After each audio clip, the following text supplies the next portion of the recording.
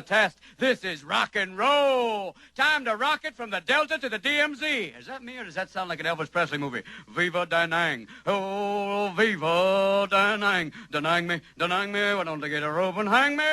Hey, is it a little too early for being that loud? Hey, too late.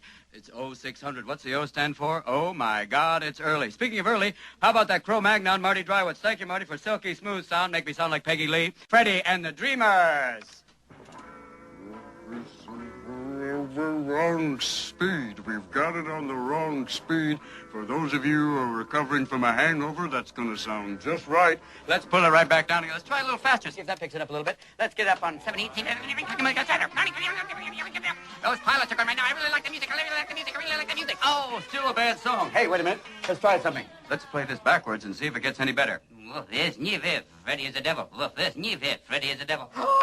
Hey, hi, can you help me? What's your name? My name's Roosevelt Lee Roosevelt. Roosevelt, what town are you stationed in? I'm stationed in Poontang. Well, thank you, Roosevelt. What's the weather like out there? It's hot. Damn hot. Real hot. Hot in this is my shorts. I can cook things in it. Little crotch pot cooking. Well, can you tell me what it feels like? Fool, what is hot? I told you again. Were you born on the sun? It's damn hot. You can be a little thing. I saw it so damn hot. I saw one of those little guys in the orange robe burst into flames. It's that hot. You know what I'm talking about. Well, what do you think it's going to be like tonight? It's going to be hot and wet. That's nice if you're with a lady, but it ain't no good if you're in the jungle. Thank you, Roosevelt. Here's a song coming your way right now. Nowhere to Run To by Martha and the Vandellas. Yes! Hey, you know what I mean. This is AFBN, rocking you from the Delta to the DMZ. AFBN, better than AFVD, which means you have to get a quick shot. We're moving on right now.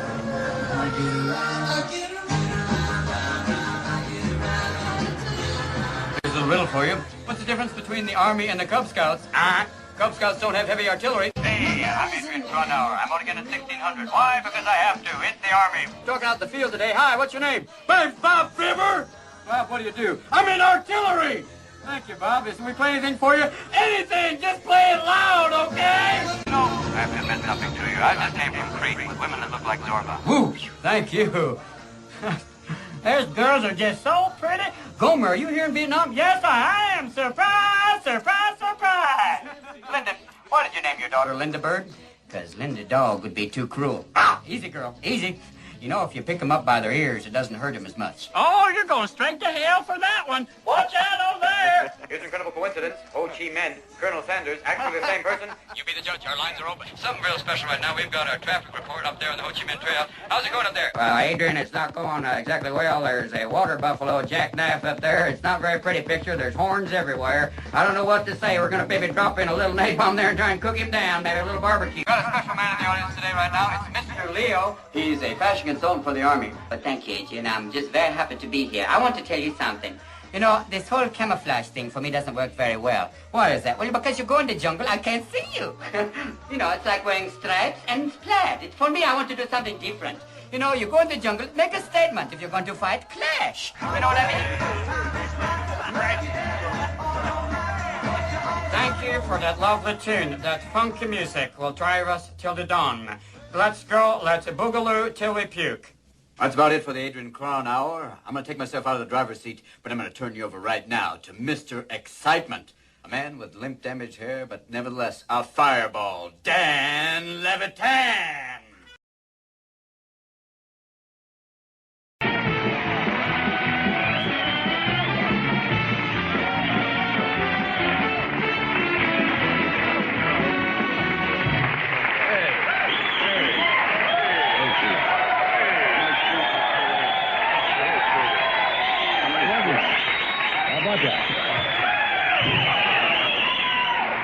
Isn't that nice? What a crowd, huh? Yeah, they love you. Really nice. Don't get. How you doing? Okay? I'm doing fine. That's You're great. looking real good. Yeah? Real good. All right. Yeah. Big movie coming out, huh? Oh, everything is going good. Everything is okay, yeah. Bought a house, I hear? I bought a house. Out here? You know, in Connecticut, I bought a house. Westport.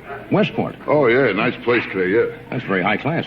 Almost from Connecticut. Yeah. Yeah, a nice place up there, Westport. Bought a house up there, Johnny, you know, and it's really nice. Harry's nice. People are nice, you know what I mean? And I got nice neighbors over there, too. And last week I played tennis with my neighbors, you know, Marianne and Biff. Marianne and Biff? You ought to come up there, you know me? Yeah? Spend a few days, you and I relax. They don't bother you. It's nice. Have a good time. Just you and I alone. Huh? Sure. Want to bring that along, too? Sure. No, but I've been working hard, Johnny, and I'm trying to relax. You know, I go to Las Vegas next week, the resorts after that. I got an album coming out, a movie coming out. I'm working very hard. Yeah. Well, you know, my father, he was a workaholic. Really? Oh, yeah. You mentioned work, he got drunk. I didn't know that. Well, I finally solved my drinking problem. I joined Alcoholics Anonymous, you know. Wonderful. Yeah, I still drink. I use a different name, that's all.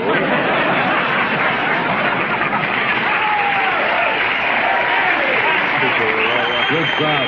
Good job. Now, I'll tell you, my problem is I drink too much, way too much. Yeah. I got my doctor a urine specimen. There was an olive in it.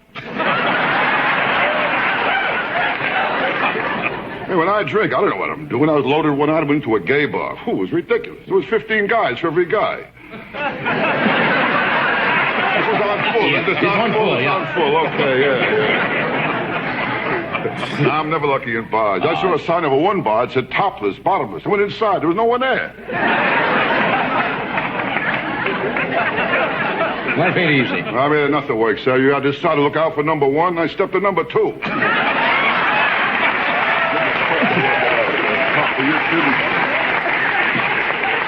And smoking, that's another one. Try to stop smoking. That's a beauty, huh? Well, with cigarettes, my wife and I, we made a deal, my wife and I. We only smoke after sex. I got the same pack now since 1975. What bothers me is my wife. She's up to 3 packs a day.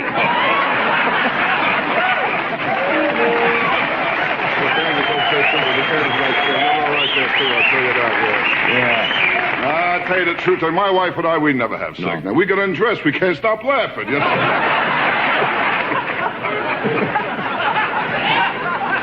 But I'll tell you one thing, when my wife does have sex, she screams. Ooh, especially when I walk in on her. Ooh. Now, you kid, I know my wife cheats on me. Every time I come home, the parrot says, quick, out the window, you know? Have to work it out, Johnny. Kidding on me, you know, it's tough. You kidding me?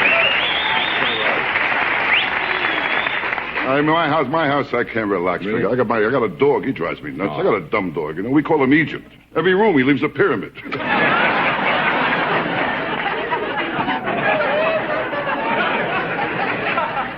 My kids, they don't help either. No good, huh? Ooh, no, my kids, they're very smart kids I got, you know. Yeah. But the other day I told my kid, I said, someday you'll have children of your own. He said, so will you.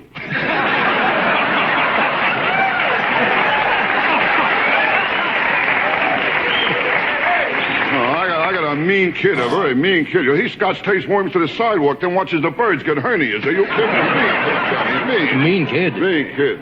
And my daughter, too. She's no bargain either, my daughter. You kidding? Well, she's been picked up so many times, she's starting to grow handles.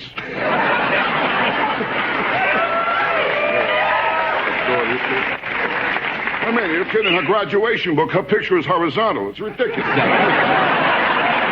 Strange. My daughter, you kidding? My daughter, they call her Federal Express, you know. What's that? Yeah, when she goes to a guy's apartment, she absolutely positively has to be there over.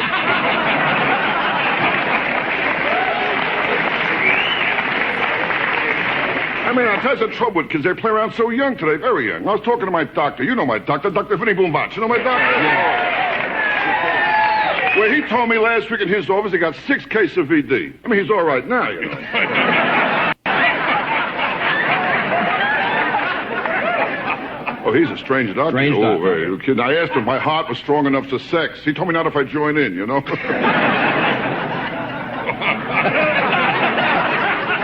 Oh, it's right, Doc. But everyone wants love. Love is the answer, John. Everyone's looking for love, deep love, a lifetime of deep love, you know. I'm looking for a shallow half hour, you know. Why?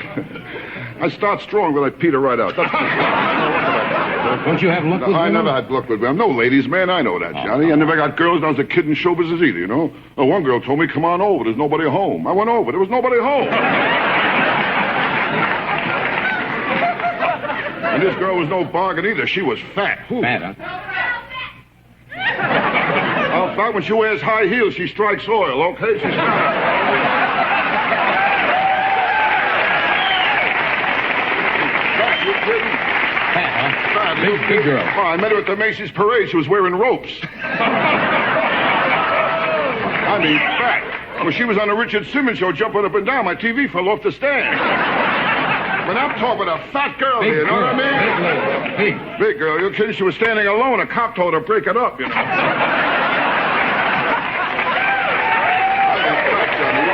talking about a large person. I mean, This girl was fat and ugly. Ooh, was she ugly? Ugly. How ugly? I took her to the beach. They asked me what I used for bait.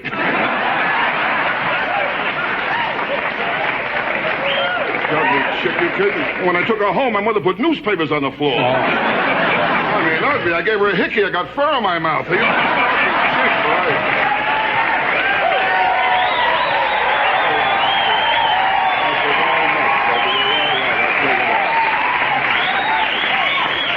That's how ugly she was. If I had the right trio, I could make it. You know that? So how are you, Rodney? Hey, we got a film clip. Right from your picture. That's right, yeah. It's called, what is the name of this picture? Thanks for being so well informed.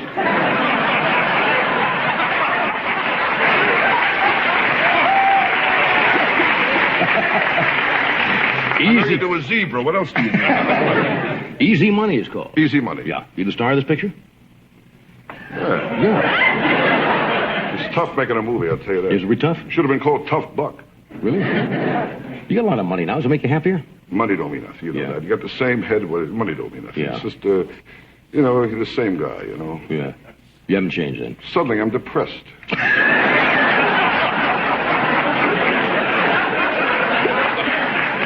Does this excerpt we're going to see need any, as they say, set up at all? Well, in a movie, I'm a baby photographer. And what I do is, in this movie here, I'm like, I try to turn over a new leaf, I stop drinking, stop gambling, stop overeating, a few other things I won't go into. And I'm in withdrawal now, sort of trying to stop. And this clip shows me what happens when I'm a baby photographer. After I've stopped all these things, I'm not quite myself. Okay. Here it is. Easy Money. Easy Money. You gotta stay still, okay? You gotta stay still, okay, kid? You gotta stay still. Kid, you gotta stay still. Frankie, have you ever seen a face like that before? No. If I did, I'd remember it. Gonna get a real good picture now, okay? Look at him. He's got my eyes. Got my nose. And my sympathy. All right. Wallet size 62. This kid won't fit no wallet size. My wife's very particular. What about you, John? He's very particular, too. Surprised you married each other. All right. Look, kid, I'm tired of keep telling you the same thing. You gotta stay still, all right? I'll tell you what. Look, Anthony, I'm gonna make a deal with you, okay? Anthony, Come here. pay attention. Okay, Anthony, come here. You gotta stay still, Anthony. We wanna get a good picture, Anthony. We gotta stay still. We wanna get a good picture, Anthony. Stay still. Stay still. Anthony. Come the kid out, will you? Stay still. Quiet, man. Here we go, Anthony, will you? Be quiet, too, okay? Anthony, be quiet, will you? Just stay still. Will you talk to me? Somebody. Quiet, will you? Blanche! John, Grandma, talk to me. Will you? Stay quiet, will you? Come on, hey, kid. Stay quiet, will you? Be quiet, will you? Somebody, will you shut the fat little up?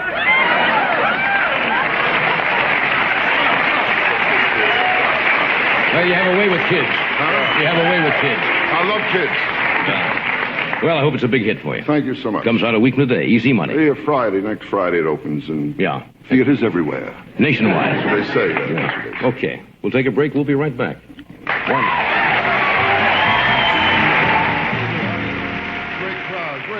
Great crowd. I tell you, it's great to see you, great crowd. I was a little down in the dumps tonight, This afternoon, my wife started in again.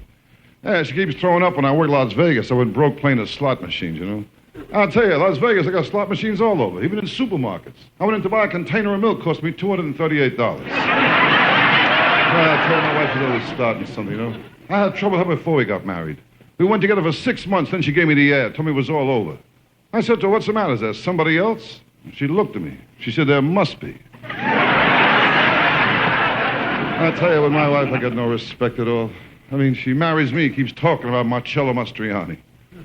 Yeah, I took her to an Italian movie a year ago. That's all I hear is Marcello Mastroianni. To me, it sounds like a side dish. Well, I'll tell you, these Italian guys, they make like they're alive. This country here is like Sweet 16. Over there, they look mean, they growl, they look at the girl, Marazadu, Marazadi. Zurvada, Manzarudu, Zura, they grab. It's a violent love scene. I want to kiss my wife. I'm like a dummy, I can't get started. I came home one night last week, I wanted to get something started. I said to myself, tonight, no more nice guy. Tonight, I'm going to act like the side dish. I took her in my arms. I looked in her eyes. I went to Marazadu, Marazadi. Azuruvada, Mandadido. She went home to her mother. I never had a chance, I'm telling you, you know. I'll tell you, I don't get no respect for my wife or anyone else, you know. Well, this afternoon, my superintendent, he told me to wipe my feet in my apartment before I go in the hall.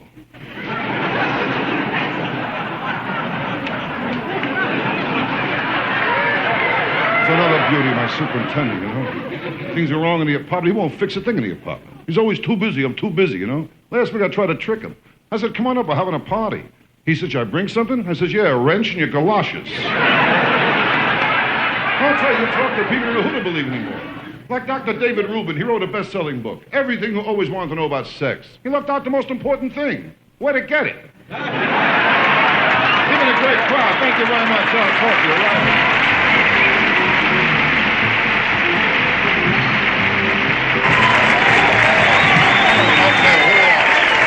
All right.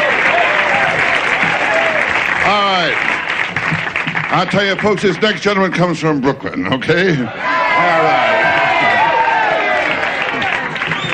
And I guess the best way to describe him is to say he's the typical boy next door. Say hello to Andrew Dice Clay. Okay, here we go now. Hey, Andrew. Hey.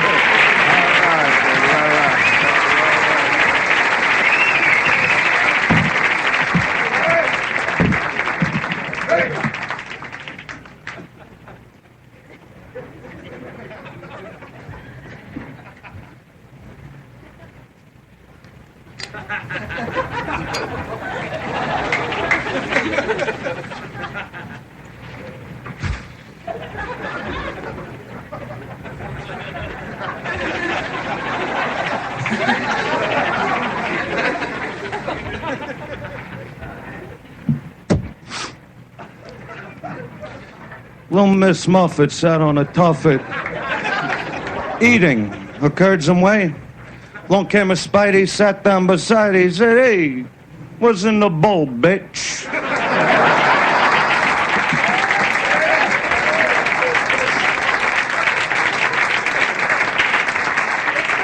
Jack and Jill went up the hill, both with $1.25. Jill came down with $2.50.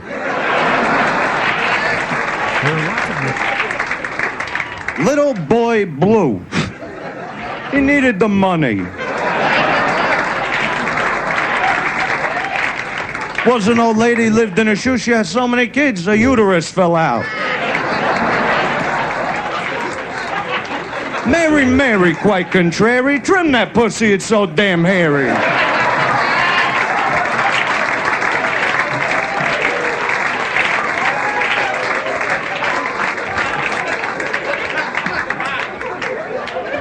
Old Mother Hubbard went to the cupboard to get her old dog a bone.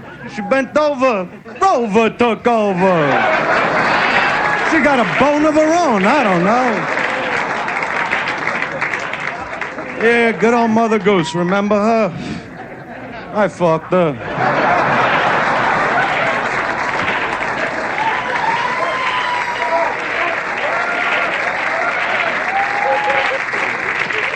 That's unbelievable, huh? So is that the girl, huh? How long you going with her? 4 months, huh? You cheating? Yeah, not yet. Yeah, sure. Yeah, me too. But you gotta be careful, you know, when you get a good one, because there's a lot of disease. You can't really cheat today. It's not like 4 or 5 years ago, where you could come home, lie with a straight face. They'd be like, where were you all night? Having coffee with the guys. No, you weren't. You were cheating on me. No, I was having coffee. Really? Yeah. Yeah, sure I was, honey. But if you do cheat on her, do yourself a favor. Wear one of those condiments. You know what I'm talking about? But those things piss me off because they only come in one size. I mean, what a black guy's gonna do? Go for a fitting? Yeah, 3 feet, man. Extra padding, and I don't want to blow the roof off this sucker, yeah. And think of the Chinese, come on. Put a piece of gum on it.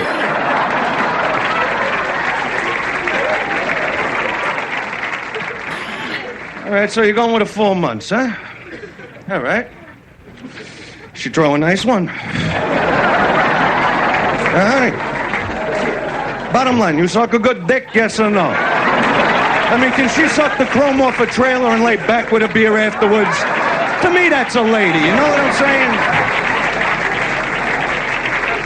Because I'll tell you, today they don't suck dick the way they used to. They dabble in it. They lay there, they flick it, they smack it. Oh, look at the way it jumps. It can sing and dance too. Now suck my cock, honey. And you know they don't know what they're doing, because the minute they start, they got to look right into your eyes. It's like you're looking down at a golfer, you know? And it's like, why are you looking at me? Why are you looking at me? Don't look at me. Suck my dick. Concentrate. And juggle the balls. What are they, orphans, honey? It's a 3-piece set. Work it, hone it. You can't party with the big boys. Don't show up. I mean, they like us to go down on them. You ever see a vagina up close? It's frightening. It's like a haunted house down there. It's covered with shrubbery and weeds. You gotta cut through with a machete.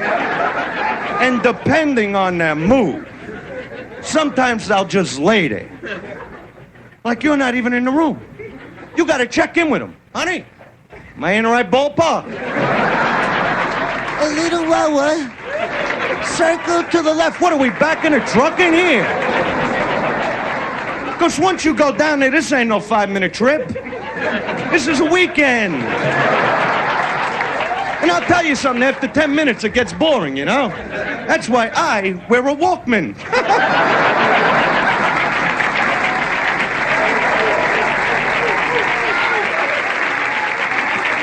Oh, yeah. And then they turn around and say I'm not sensitive. I don't understand that. My girlfriend, she's like, well, what about foreplay? I go, honey, didn't I smack you around already today? I like that once you're living with her, man. You'll hear things like, well, why do I always get the wet spot?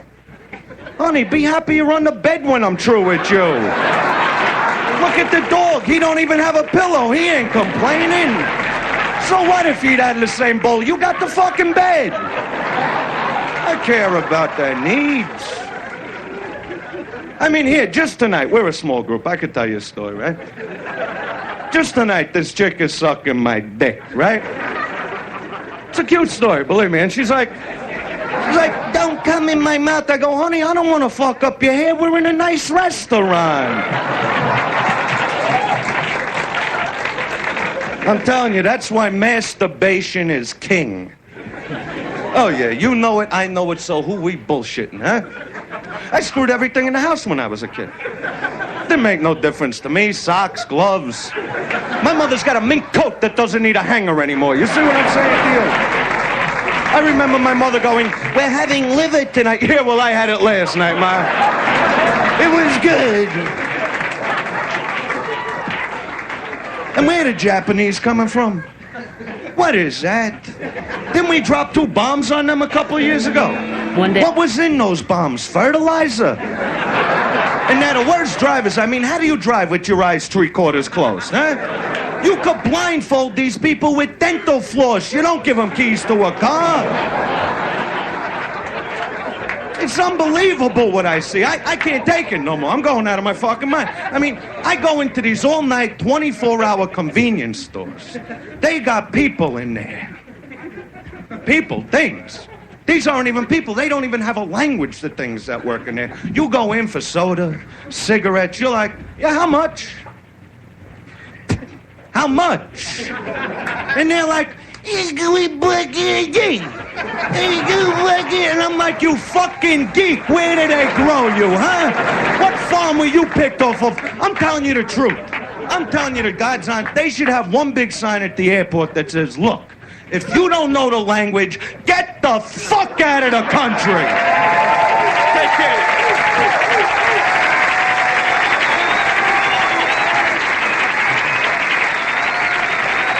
I don't know, whatever you...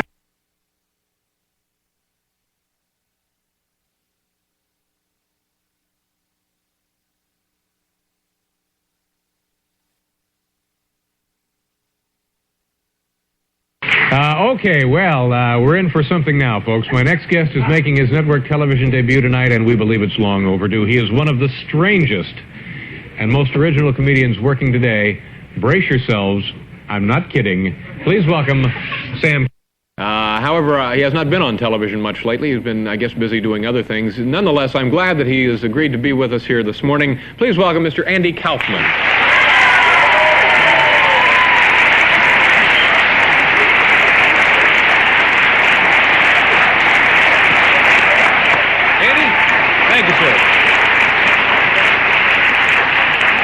I really appreciate you being here this morning. It's nice to see you. Tell me about Taxi. Would you like a tissue? Would you like a tissue?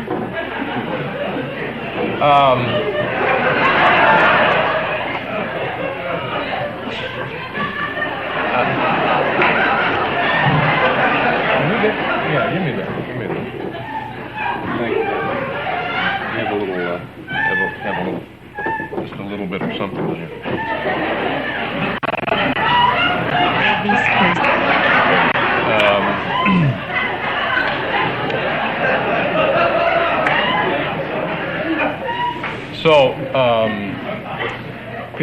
Tell me about,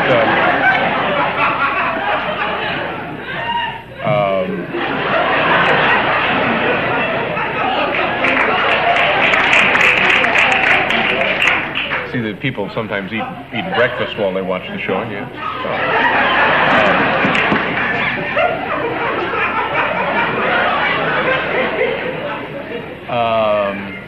Now,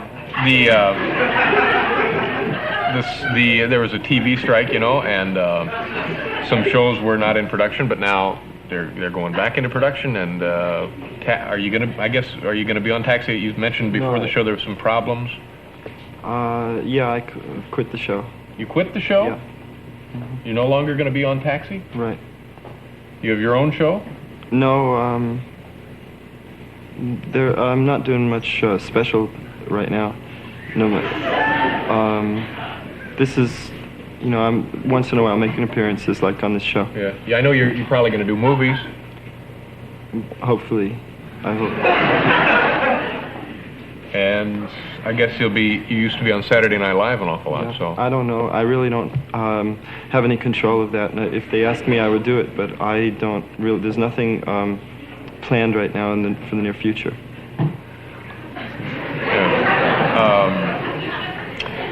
You doing a lot of nightclubs, though?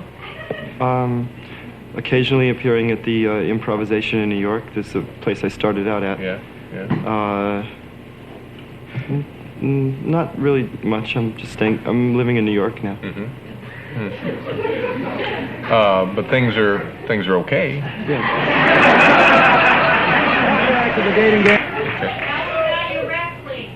Well, so a woman mentioned you.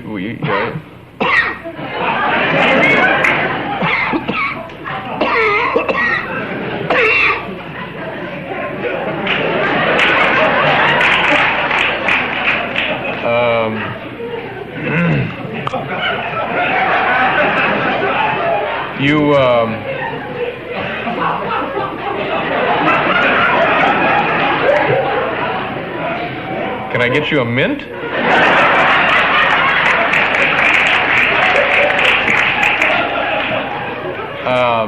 Yeah, I know you wanted to. You had a little. You're going to do a little piece for us this morning. You want to go to that now? What do you want to do? If you'd like, I could. We have a stool there. You want to do it? Thank you. Thank you, Andy Kaufman, ladies and gentlemen.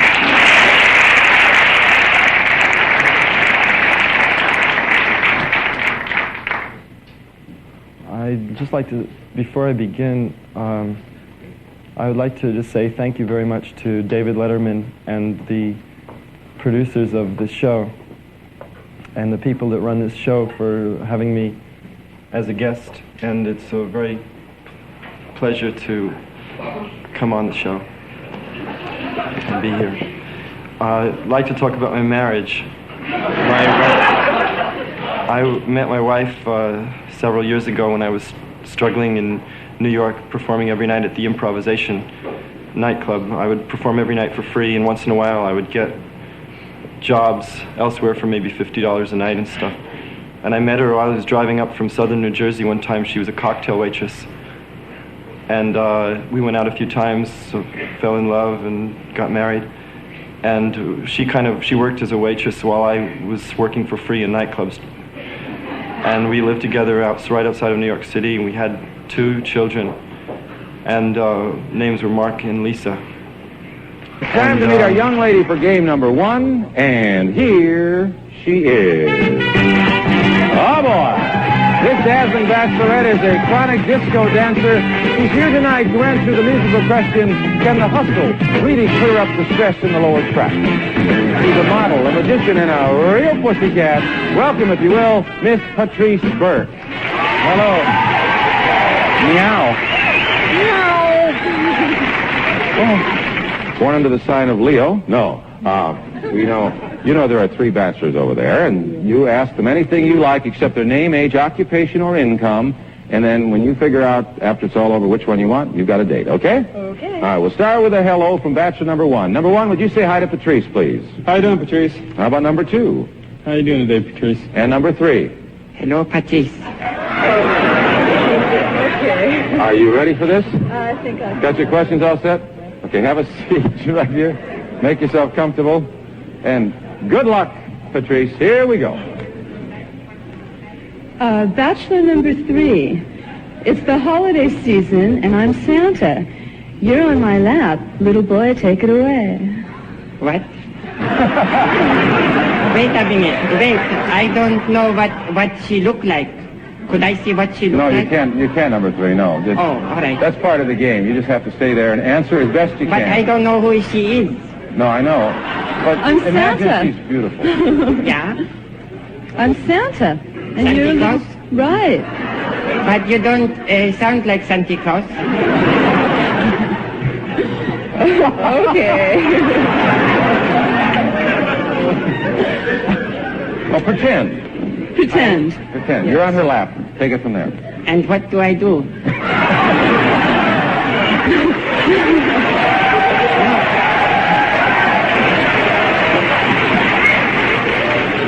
That's what I want you to tell me. I'm going to tell you what I want for Christmas. Yes. Right? Right. Oh, I want for Christmas television and record player and record food. Okay. You were a good boy all year and you think you deserve it? What? Were you a good boy all year and you think you deserve all those? Yes. Okay.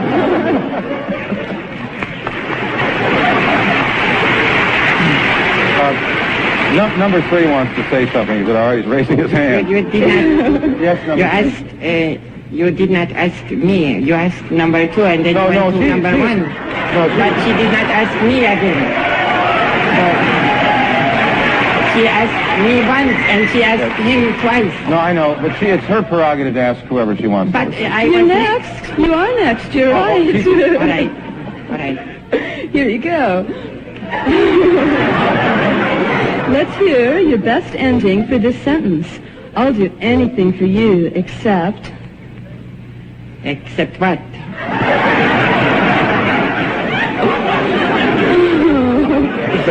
That's what she wants to know. You will do anything for me? No. Except what? You will do anything for me except what? I don't know. What do you want me to say? I will do... Do you know? I will not to maybe to stand on my head. Okay. I don't know. Okay, you don't have to stand on your head for No. me. Okay. But I will do anything for you if you want me to go on the date. Oh, thank you.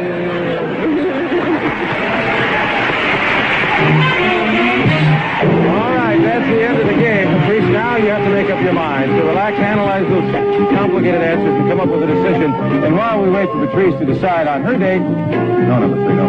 We'll take time out for these good words.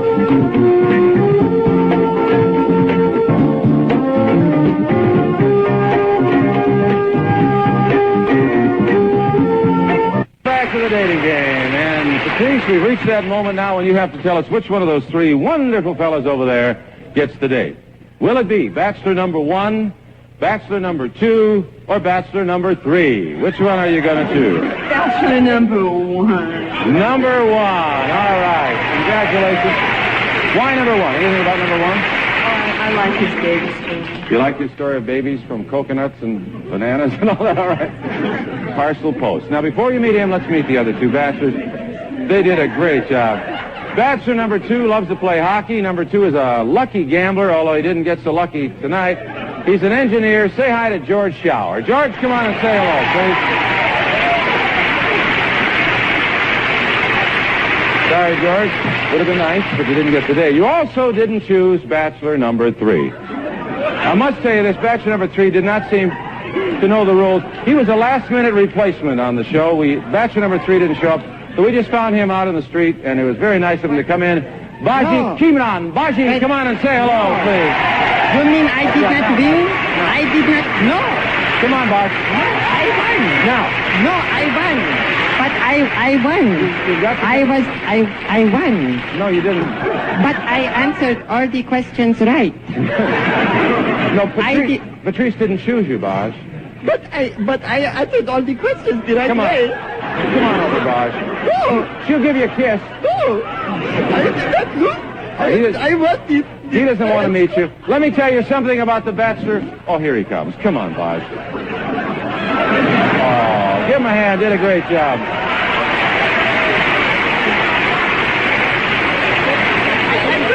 All of the questions the right way. There is no rights, you see. But I was honest about it all. I know you were. I was Especially, I like the one about wanting food for Christmas. I like that. But, Baj, I'm sorry you weren't sure. We do have some gifts for you. We have prizes, okay? Okay? No, don't be too bad. Maybe you can come back. Would you like to see him come back again, folks? You come back. Oh, thank you, Baj. Maybe come back and join us again, okay? Go rest. You can go now. That's good. No, Baj. No, that's it. I'm sorry. I've never quite seen anybody take it quite that hard.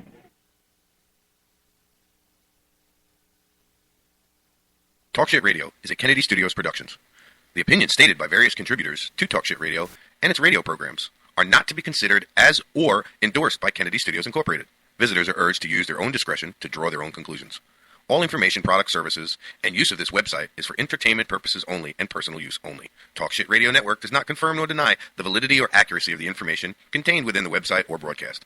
Any services or products provided by Talk Shit Radio Network and its host contributors should be used solely for entertainment purposes only. This is Lewis, and you're listening to Talk Shit Radio. You want to get high? Are you a pothead, Farker? Oh, man. I'm so high right now. I have no idea what's going on. It's Laura. Let's talk some shit.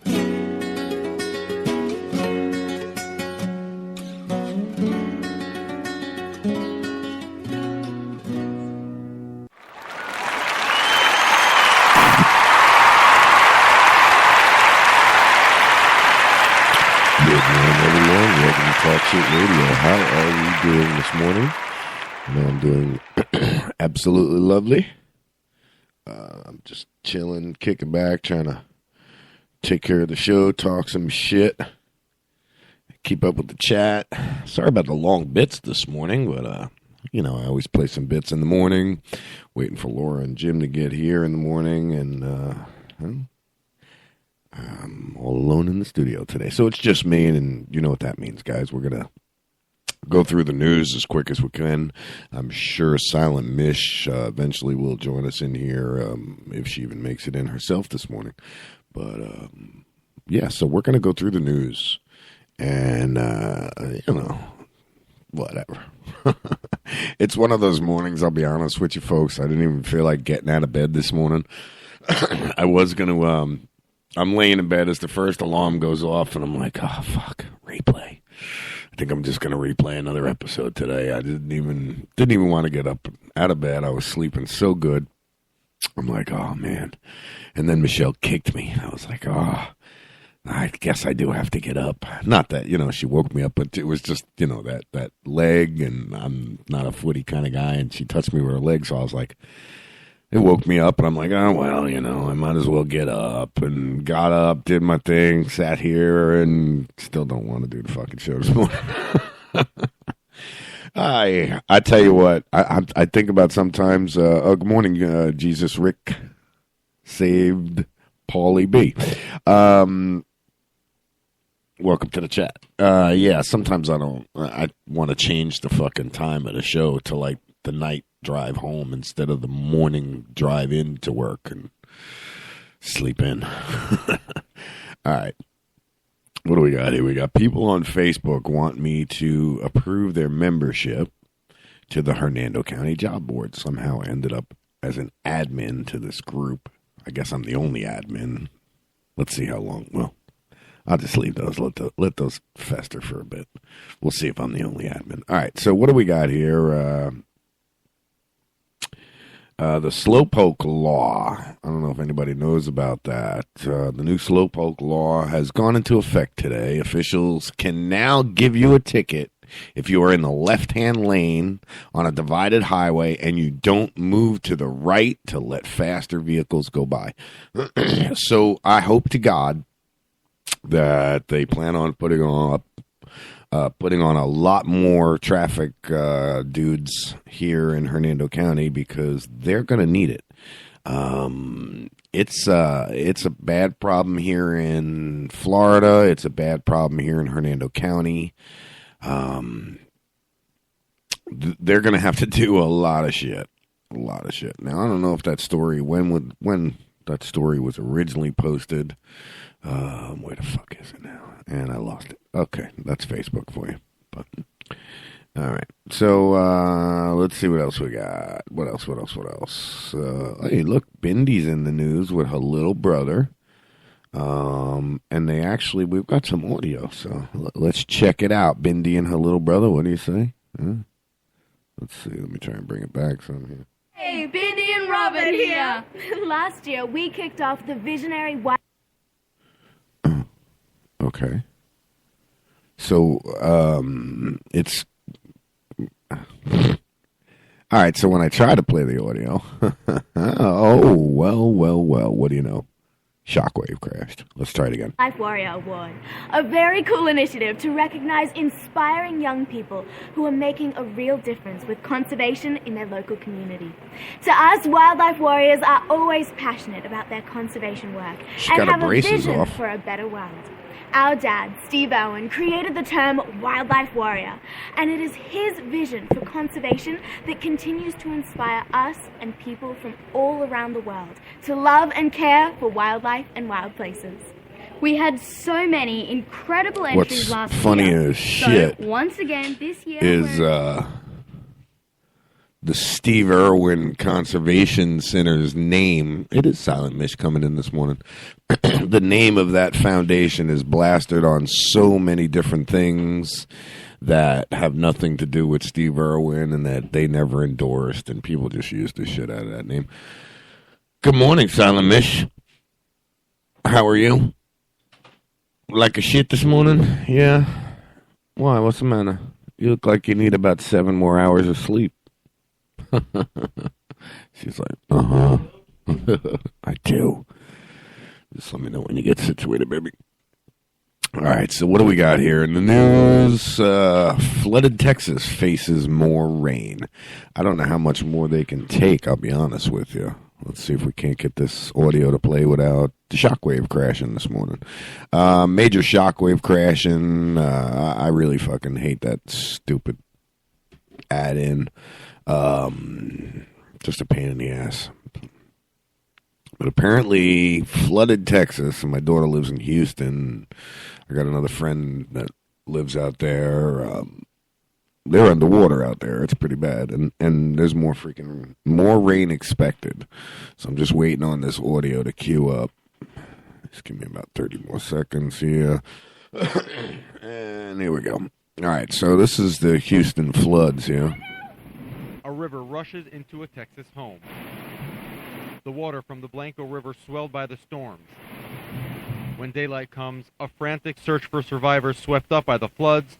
One man found his mother's car underwater, but she wasn't in it. She's cold, she's wet, she belongs at home, and that's where we're trying to She get dead. her. Hours later, an elderly woman's body was found near the car. I don't wish this on anyone. San Marcos emergency management officials say they are expanding their search grid for those missing, and they will use organized volunteers to cover that new ground. That's got to be a coordinated effort. We do not need any more anybody hurt. Among the missing, a mother and 2 children whose cabin washed away. It's quite a shock. It's amazing what happened out there. Us, Unbelievable. And also the friends that were with them, they were all close friends, and their families are hurting, and it's really a tragic situation. More than 11 inches fell in Jesus some parts Christ. of Houston within 24 hours. On this road, many cars were forced to drive over the median to avoid flooded areas. Other drivers, not so lucky. The body of one man was found in this truck. Investigators say the 31-year-old was apparently unaware of the high water. His death prompted new warnings for drivers to avoid low-lying areas. I have this. That's pretty bad. If you see the video, excuse me, I didn't mean to scream in the thing there. If you see the video, it's pretty freaking bad. They're showing, just outside of Houston, which is a big city. It's a major metropolitan area. The roads are completely underwater. I'll go ahead and I'll get this up on the Talk Shit page. That's Talk Shit. Facebook.com/Talk Shit TV show. Let's see what else we got here. Wow. Got 8 new likes for Talk Shit Radio today. That's Henry. So yeah, we got a lot of shit going down, and I think Henry the Hitman just showed up. Let's see what's going on there. Yeah, I'm just kind of worried with all of this shit going on. We got more from Texas. We're filled to capacity. The swimming pool prepped and ready for the Memorial Day weekend until a wall of water and mud rushed in. It started Morning, going sir. into the swimming pool. It's just weird because it's just a brown, it's sort of like the blob that moves, and you can just see it moving all the way over. And then it came more Absolutely and more, and amazing then what's you heard going it on take in the Texas deck right and now, all just of from the stuff rain, out. folks. And Just from rivers that are flooded and swelling, and it's unbelievable, man. It's unbelievable. Let me, I gotta do something real quick here. I'm gonna take a commercial. We'll be right back. We're gonna take a commercial break real quick.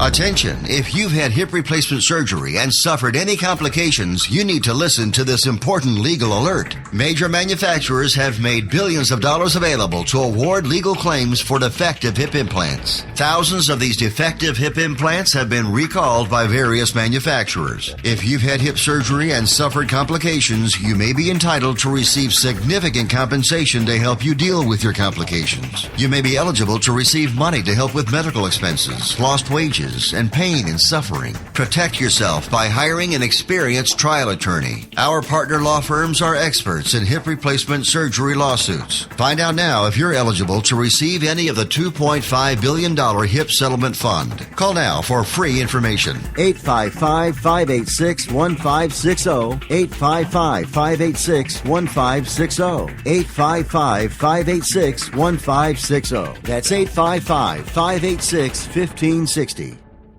In these uncertain economic times, you've got to do whatever you can to save money. One of our biggest expenses can be our cars, especially when unexpected repair bills hit. Not anymore. If you own a vehicle with less than 130,000 miles, is less than 12 years old, has a warranty about to expire, or even no warranty at all, you could stop paying for car repairs. Roadside assistance, towing, and rental coverage are all included. Don't wait for the next repair. Make one free call right now to see if you qualify. If your vehicle vehicle is less than 12 years old, has less than 130,000 miles, even if it's out of warranty, paying for car repairs can become a thing of the past. Call us right now and get your car protected before your next repair bill hits. Get protection and no more repair bills. Call 877-229-7271. Again, 877-229-7271. That's 877-229-7271. 877-229-7271.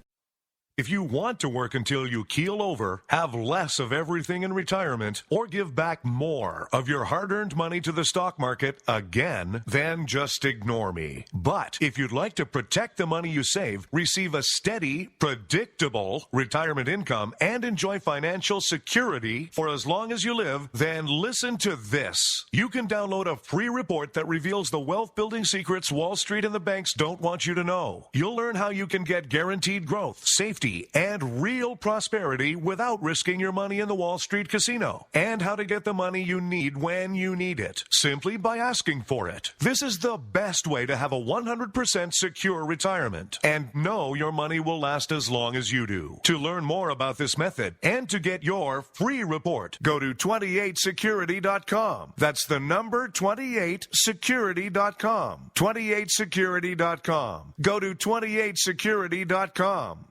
In these uncertain economic times, you've got to do whatever you can to save money. One of our biggest expenses can be our cars, especially when unexpected repair bills hit. Not anymore. If you own a vehicle with less than 130,000 miles, is less than 12 years old, has a warranty about to expire, or even no warranty at all, you could stop paying for car repairs. Roadside assistance, towing, and rental coverage are all included. Don't wait for the next repair. Make one free call right now to see if you qualify. If your vehicle is less than 12 years old, has less than 130,000 miles, even if it's out of warranty, paying for car repairs can become a thing of the past. Call us right now and get your car protected before your next repair bill hits. Get protection and no more repair bills. Call 877-229-7271. Again, 877-229-7271. That's 877-229-7271. 877-229-7271. Are you worried about losing your home to foreclosure? If you've been threatened with foreclosure or received legal papers from your bank, you have approximately 30 days to respond. If you do not respond, you could lose your home. You have rights. Act now to protect your rights. You can stay in your home. Many times you can even modify your loan. The bottom line is you can get past this, but you must act right now. If you've been served by your bank and you're worried about losing your home to foreclosure, now is the time to fight back and save your home. Time is limited, so call the professionals at National Foreclosure Defense right now. 800-932-4102. 800-932-4102. 800-932-4102. 800-932-4102. That number again is 800-932-4102. Are you disabled? Has your disability insurance company wrongfully denied paying your claim for benefits? Or maybe you didn't even know you had a long-term disability insurance policy through your employer. The smartest thing you can do right now is call the Disability Group for help. Don't try to take on the insurance companies alone. Listen to how one phone call to the Disability Group has helped people just like you. They were on my team. They were on my side. If anybody in my family needed, help, I would refer them to the Disability Group. And you pay nothing unless you win your case and receive your benefits. The Disability Group will put you in touch with a nationally recognized and experienced team who will fight for your rights. Call the Disability Group right now for a free, no-obligation consultation. Remember, the call is free and could help you secure thousands of dollars a month in benefits. Dial 800-448-8604. That's 800-448-8604. Call 800-448-8604. Call now.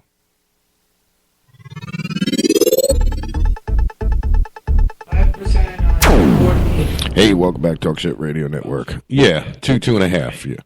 I might be able to squeeze you more, but I want to guarantee that. Yeah.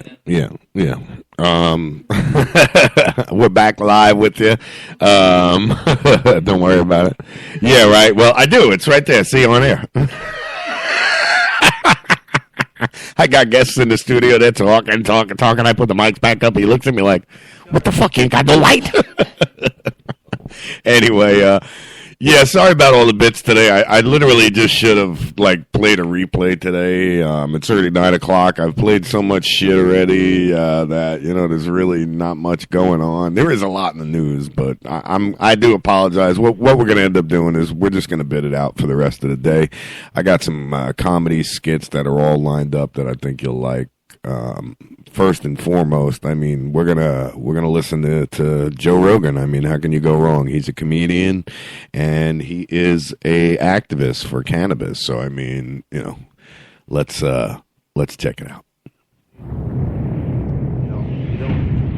You really can't handle a situation like this, in my opinion, unless you've got a good grounded faith and a relationship with the Lord. Joe Rogan recently came to Austin, Texas, and I took the opportunity to go see my old friend.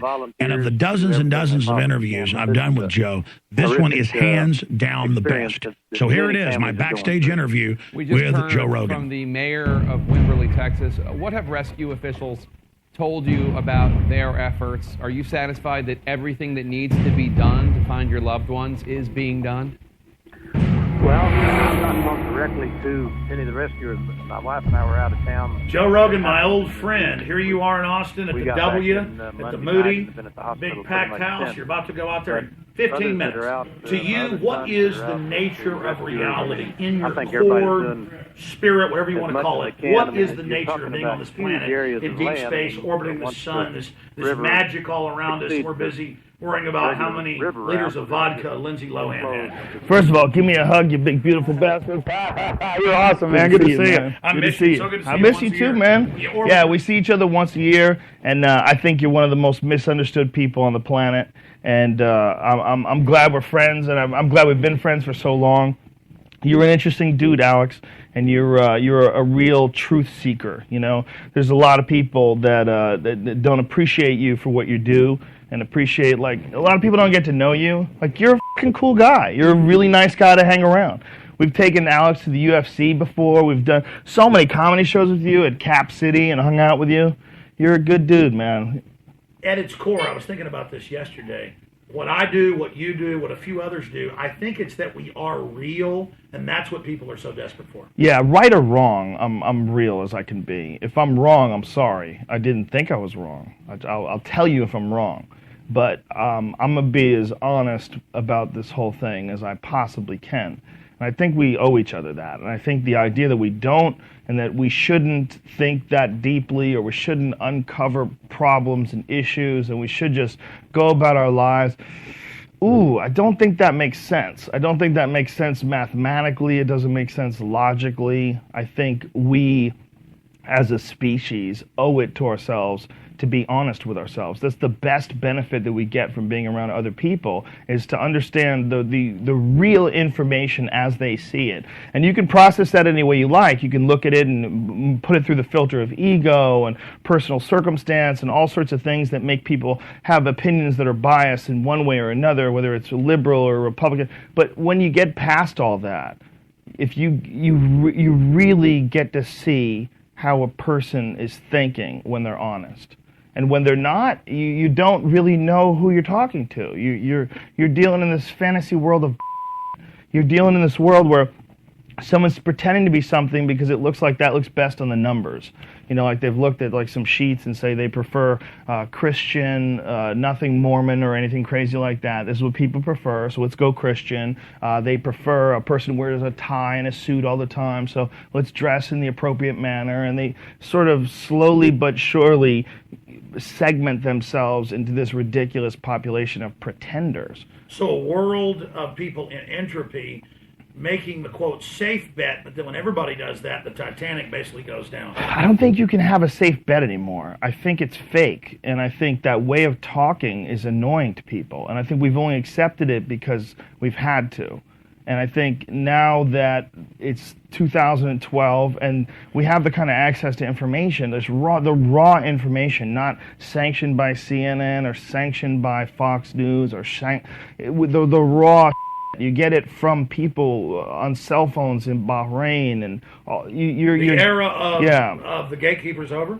I think that model doesn't work with the access to information that we have today. Everybody says mainline television and media is dead, but I heard you say it 15 years ago, before I even met you a year or so later, when you came to visit Austin. I mean, how did you see it so far out? Well, it wasn't just me, man. It was like that song, that Don Henley song. Is it Don Henley or Glenn Frey? Who has that song? Dirty Laundry? Oh yeah. It's not an Eagles song, is it? Who is it? No, I think that's the first guy. Yeah, Don Henley, Kick 'em all right? up, yeah, kick 'em all down. It's Don Henley, right? Is that who?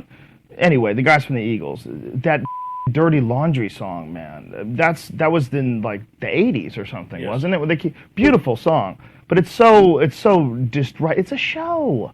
The problem with making the news a show is you know, like I was watching this Fox News thing. We were just talking about it, where the Fox News people had to like laugh and joke about being upset about Obama losing. They were like, you know, maybe can they ask them if they would take Obama with them as well? I don't think they would do that. So it's like this like really joke, but it's really what it is like this sanctioned opinion that we're upset that we lost, that we're you know, it's almost like you're ragging on a rival football team. It's like WWF wrestling. It's all fake. So shifting outside of that, you talk a lot about the nature of reality.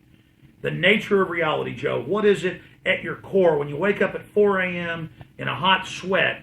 What do you see out there? See, that's the thing. There's no answer to that. It's too confusing. You could take a position if you wanted to, but there's no real answer to it. We're a manifestation of the consciousness of the universe. What we are is what we are, and I don't understand it. And to try to box it up and either limit it or be overindulgent in my appreciation of it, or whatever it is, it is. And there's some real rules to this thing, whatever the hell it is. And one of them that seems to make sense is that you got to be nice to people, and you got to enjoy this thing, and you got to spread as much fun and happiness as you can. And if you can do that, you're like a generator of happy feelings, and people want to feel happy. Like you literally can generate like a whirlwind of happy feelings. You can make happy communities. You can make happy connections between other people. And one of the best ways of doing it is to give them your real feelings about things, and to give them, you know, stand-up comedy, and to give them podcasts. So what the universe wants is reality. Well, this is my reality. This is all I can comment on. And my own physical, personal reality. Instead of somebody else's. And that's the key. Well, you can get defined easily by other people's perceptions of you. My whole life, I was convinced, when I was a young man, I was convinced I was a loser. Absolutely convinced. Until I started getting really good at martial arts, I never thought I was good at anything. I just had a very low self-esteem. And I was limiting myself by what I thought were other people's opinions of me. This is when I was a really young kid. And I didn't figure this out until I was like in my 30s.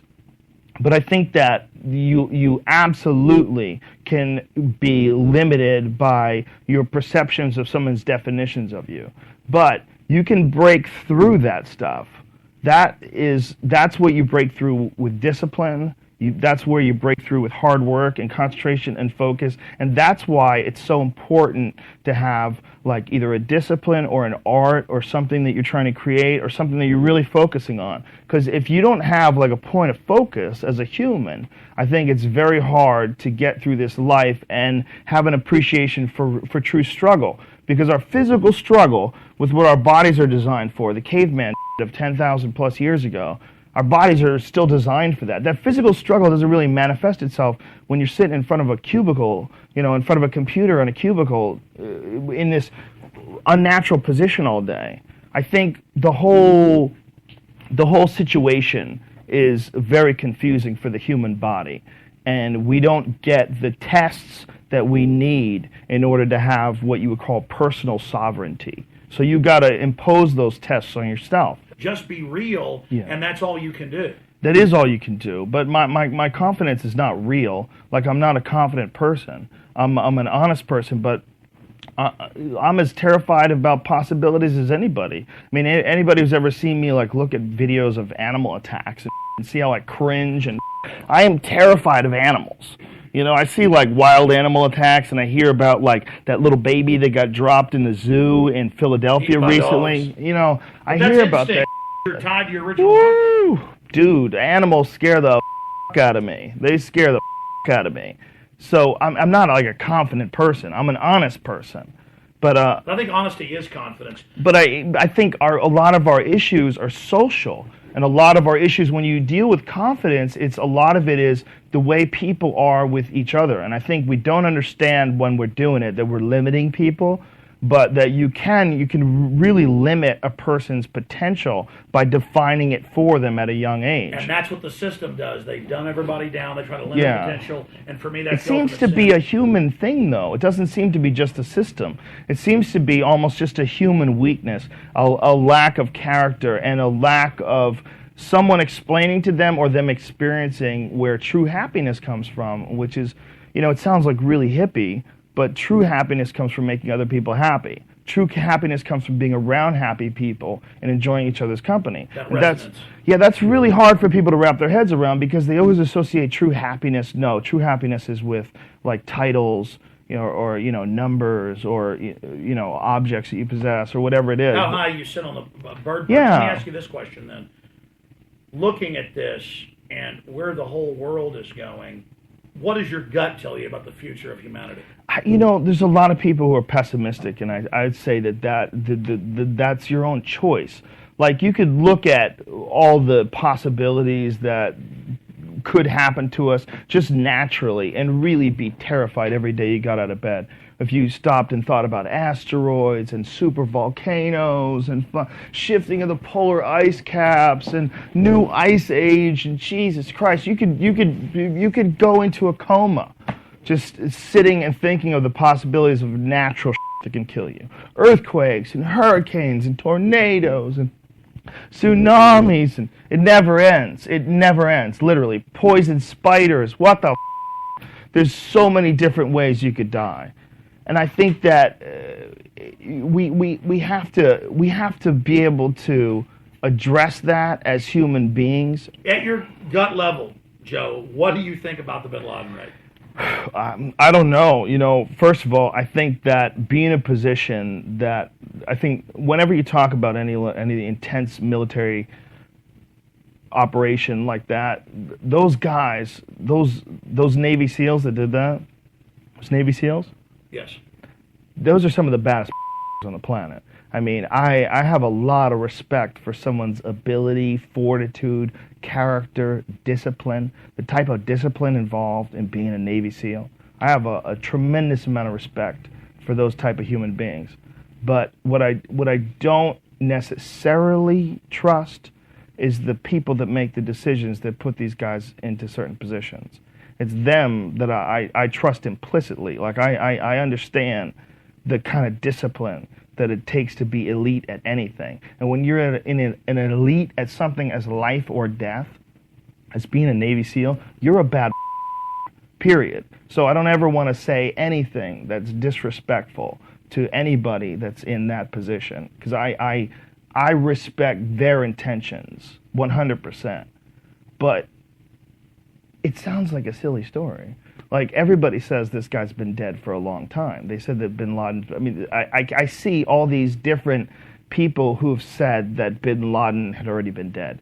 I don't know. I wasn't there. I have no information other than some that I read in the newspaper or watch on TV. But the official stories turn out to not be true. And it seems like they lie about everything. We ready to do this? 7 minutes? That's good.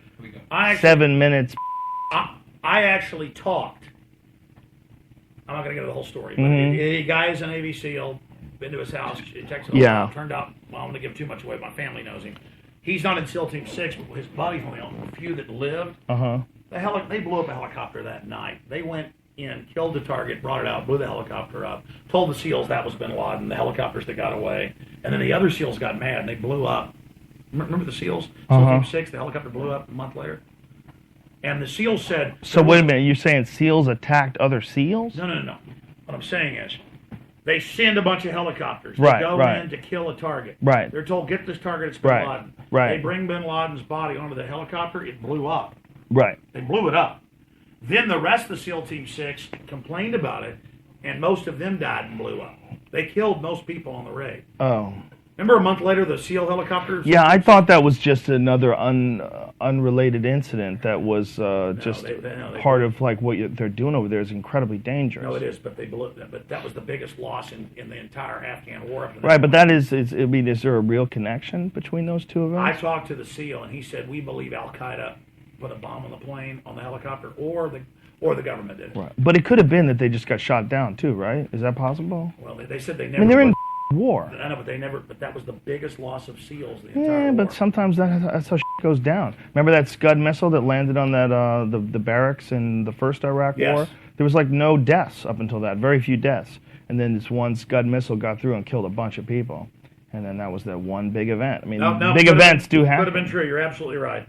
But I mean, my whole point is the fake Situation Room photo. They later Right. knew that was fake. The burying at sea. Well, yeah, it seems like a silly story, but the problem is this is the real problem. The only reason why I should even be saying something like this, the only reason why you should qualify when you say something like that, like it seems like a silly story. No, I understand. But this is my reason for saying this. I saw the Jessica Lynch story, which was the girl who was injured in the Iraq War. They said that they had to go in and rescue her, and there was a gunfight, and they rescued her. And she said that no such thing ever happened. And she got in a lot of trouble and took a lot of heat by refuting the official statement. They tried to manufacture a narrative about to get women her in the life. military. What about Pat Tillman? Yes, Turned out they exactly. killed him. That's two things. Well, Pat Tillman, the bottom line is whatever happened with him, he was killed by friendly fire. Now, that's not what was in the initial report. The initial reports of his death were that he had died in defending his country. And the coroner wouldn't lie and said it was homicide.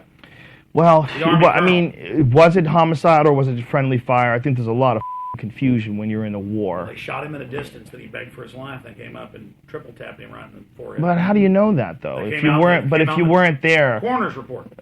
yeah. But see, man, unless you were there, unless you saw how it happened, the coroner's report is going to show he got No, I shot. hear you. No, I hear you. It's just when you have a history. Pat was sending letters back to his family. Said, I'm going to go public on the war on drugs. This whole thing's a fraud. Mhm. It's a lie. And then he magically dies. And I've just learned how their MO works. But no, I hear you. But it is. But your possibility, what you're saying is that's in the game too. It's possible. Well, I even talked to his brother. And His brother's hardcore, man. I saw his brother at reading at his funeral, where he was talking about how Pat didn't believe in God and Pat's dead, and it was really intense. It was really intense, and his story is a strange one. I mean, it's a guy who, this square-jawed, uber handsome, super powerful athlete who decides he was going to defend his country, like that football was secondary in his mind. He was a real patriot. I mean, this is a guy who really abandoned this multi-million-dollar lucrative career as a professional athlete to go and defend his country. I mean, that is a powerful human being And that then was cannot even be stronger. denied. Saw it was a fraud, was going to come back and speak out. Yeah, and was strong enough to realize that he had been duped and didn't, look, he's a dangerous guy to have against you. And I think that the system, doesn't like people like that. And does that mean that he was murdered? No, because I think war is hell, and I think horrible things happen in war, and I think it's very possible that I he could have agree. accidentally gotten Joe, killed you by got to friendly go fire. out in 3 minutes, so let's just get this question. 3 minutes, ladies and gentlemen, before the New World Order shuts this place down. Exactly. No, your fans are going to demand it. Obama. We talked Okay. about Obama deception. You called it. Not that we're saying Romney's good either, but the point is, Yes, with I think- Obama, NDAA, 3 times the pot raids of Bush. I mean, what do you say about Obama in 4 years not facing re-election and the power of the pardon? Look at that camera, Joe. I think it's really hard to be the president of the United States. And I think that our layman's view of that position is probably so woefully inadequate in really getting a feel for the magnitude of the pressure that guy must face from all sorts of different positions. And I think that I have to go on stage. Come on, I'm following you. I'll get out there with him. Yeah. We ready to rock? It's 15:15. Oh yeah, I'm sorry, Brian. What you got? You panicked. He panicked, Brian. See that? Hey! Stand by. Ready? You ready? Are you ready for it? Great music. You gotta. What's that? You're doing your dolphin bit. Yeah. I forgot about that. All right, cool. Thanks. You gotta go on stage, Brian, and then show some like. No, was this mic gonna be live? Yeah. Ready? Yeah, let's do it. Show the music.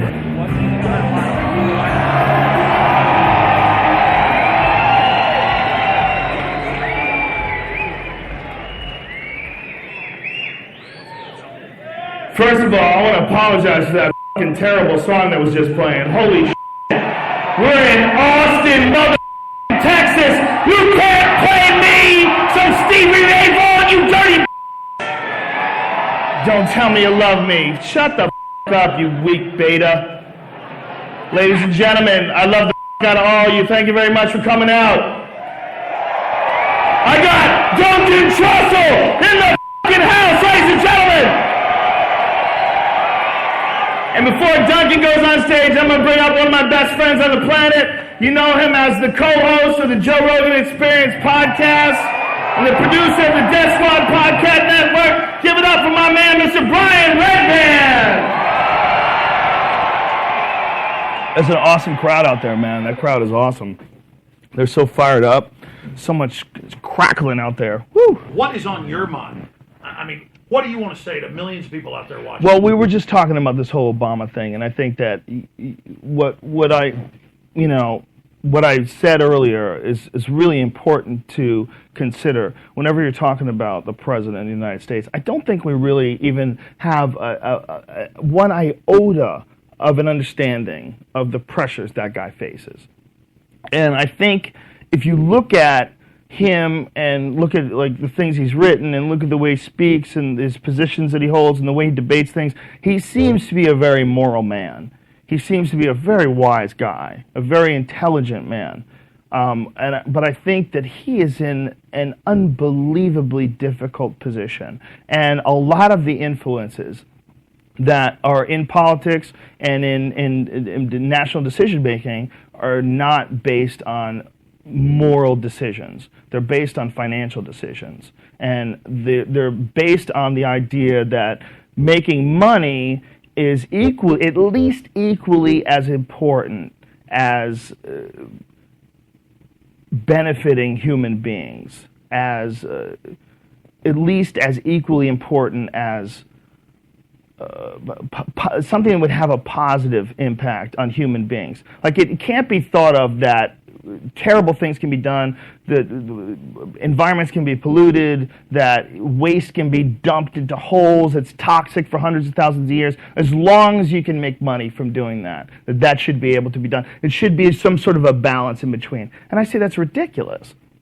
Like it's got to be thought of from a position that anything that gets done, if it has a negative impact on humans, if it has a negative impact on the environment, it really shouldn't be done. I agree with you, but the globalists run this eugenics operation where they say we're doing this for the good of the earth, but then they do the GMO, they do the toxic waste dumping, they do the nuclear testing, while lecturing us about how much carbon dioxide we exhale. In fact, I'm glad you brought that. Well, it's a crazy position because we find ourselves in this system that's already been created before we were born. I mean, before you and I could ever drive, cars had existed for many, many years. People have been driving them. We grew up. We drove cars. That was just it. We were born into this situation. Like computers. They won't even know any difference. But what I'm saying is we were born into this situation where we were contributing this poison into the environment. And then it became this consideration of how much poison can you put in.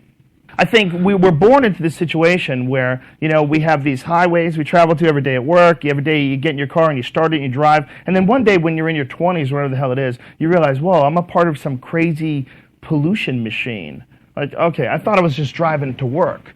Like, I thought I was doing what people had always done before me, but now I have to consider that maybe the people that had set this path before me really didn't understand the end game, really didn't understand the true consequences of lighting gasoline on fire to propel explosion engines and driving around with it. Really, that's not good. You don't want to breathe that.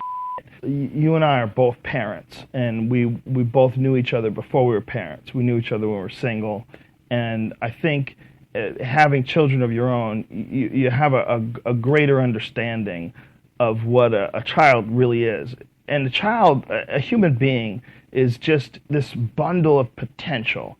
How much energy does this battery have? And the energy can be wasted in a negative manner, or the energy can be focused in a positive manner. And the wrong situations in people's lives can put them in the wrong positions to make the wrong decisions, which sends them further and further and further down an undesirable path until they find themselves some horrible psychological piece of shit. And I think that at the root of that horrible psychological piece of shit, whether it's a dictator or it's a corrupt politician or it's an evil CEO, is a broken child. The heart of that is a person who didn't learn that your love for humanity should overcome your love for ones and zeros, and that you cannot be able to sacrifice your love for humanity for ones and zeros and be happy, because you'll realize you're some sort of you're like a cannibal on life if you do that. You're a person who has gone towards this thing that doesn't even mean anything, these numbers and objects, and put it at the forefront of the most important thing in your how do you affect the universe profile. You're not concerned about being nice to people. You're not concerned about having a positive impact on people. You're more concerned with making ones and zeros. And when you don't care about other people, doesn't it really say you don't care about yourself? It does, and see, we're not taught that. It sounds like hippie bullshit, but it really truly is how the human race interacts with each other. You really have to be nice to other people to be happy. You have to. If you're not, you won't be happy. And, we all make mistakes, and we all find ourselves in positions of frustration, and we've all acted out and yelled at our dog when maybe we shouldn't have. And, there's pressures in this life. But I think it's really important to recognize what those truly are, and to understand that at the end of it, we can alleviate a lot of how we deal with in this life if we really treated people the way we would treat them as if they were ourselves living another life. 92% of nuclear reactors are leaking. They're building more. 20 years ago, they cared about having problems. Now they've just raised the level of radiation, in some cases 1,000 times, on the isotopes at Fukushima. The government knew the tuna had high radiation hit in California. They still fed it to people. In 1990, they wouldn't let troops use DU because they knew in the studies it killed them. After 1990, they just said it's fine for you to use. There is a self-destructiveness, because these scientists all talk about talking to other scientists, and they go, oh, humans won't be here in 50 years anyways. So what? Let's just do it. There's almost like a self-destruction switch that's been flipped.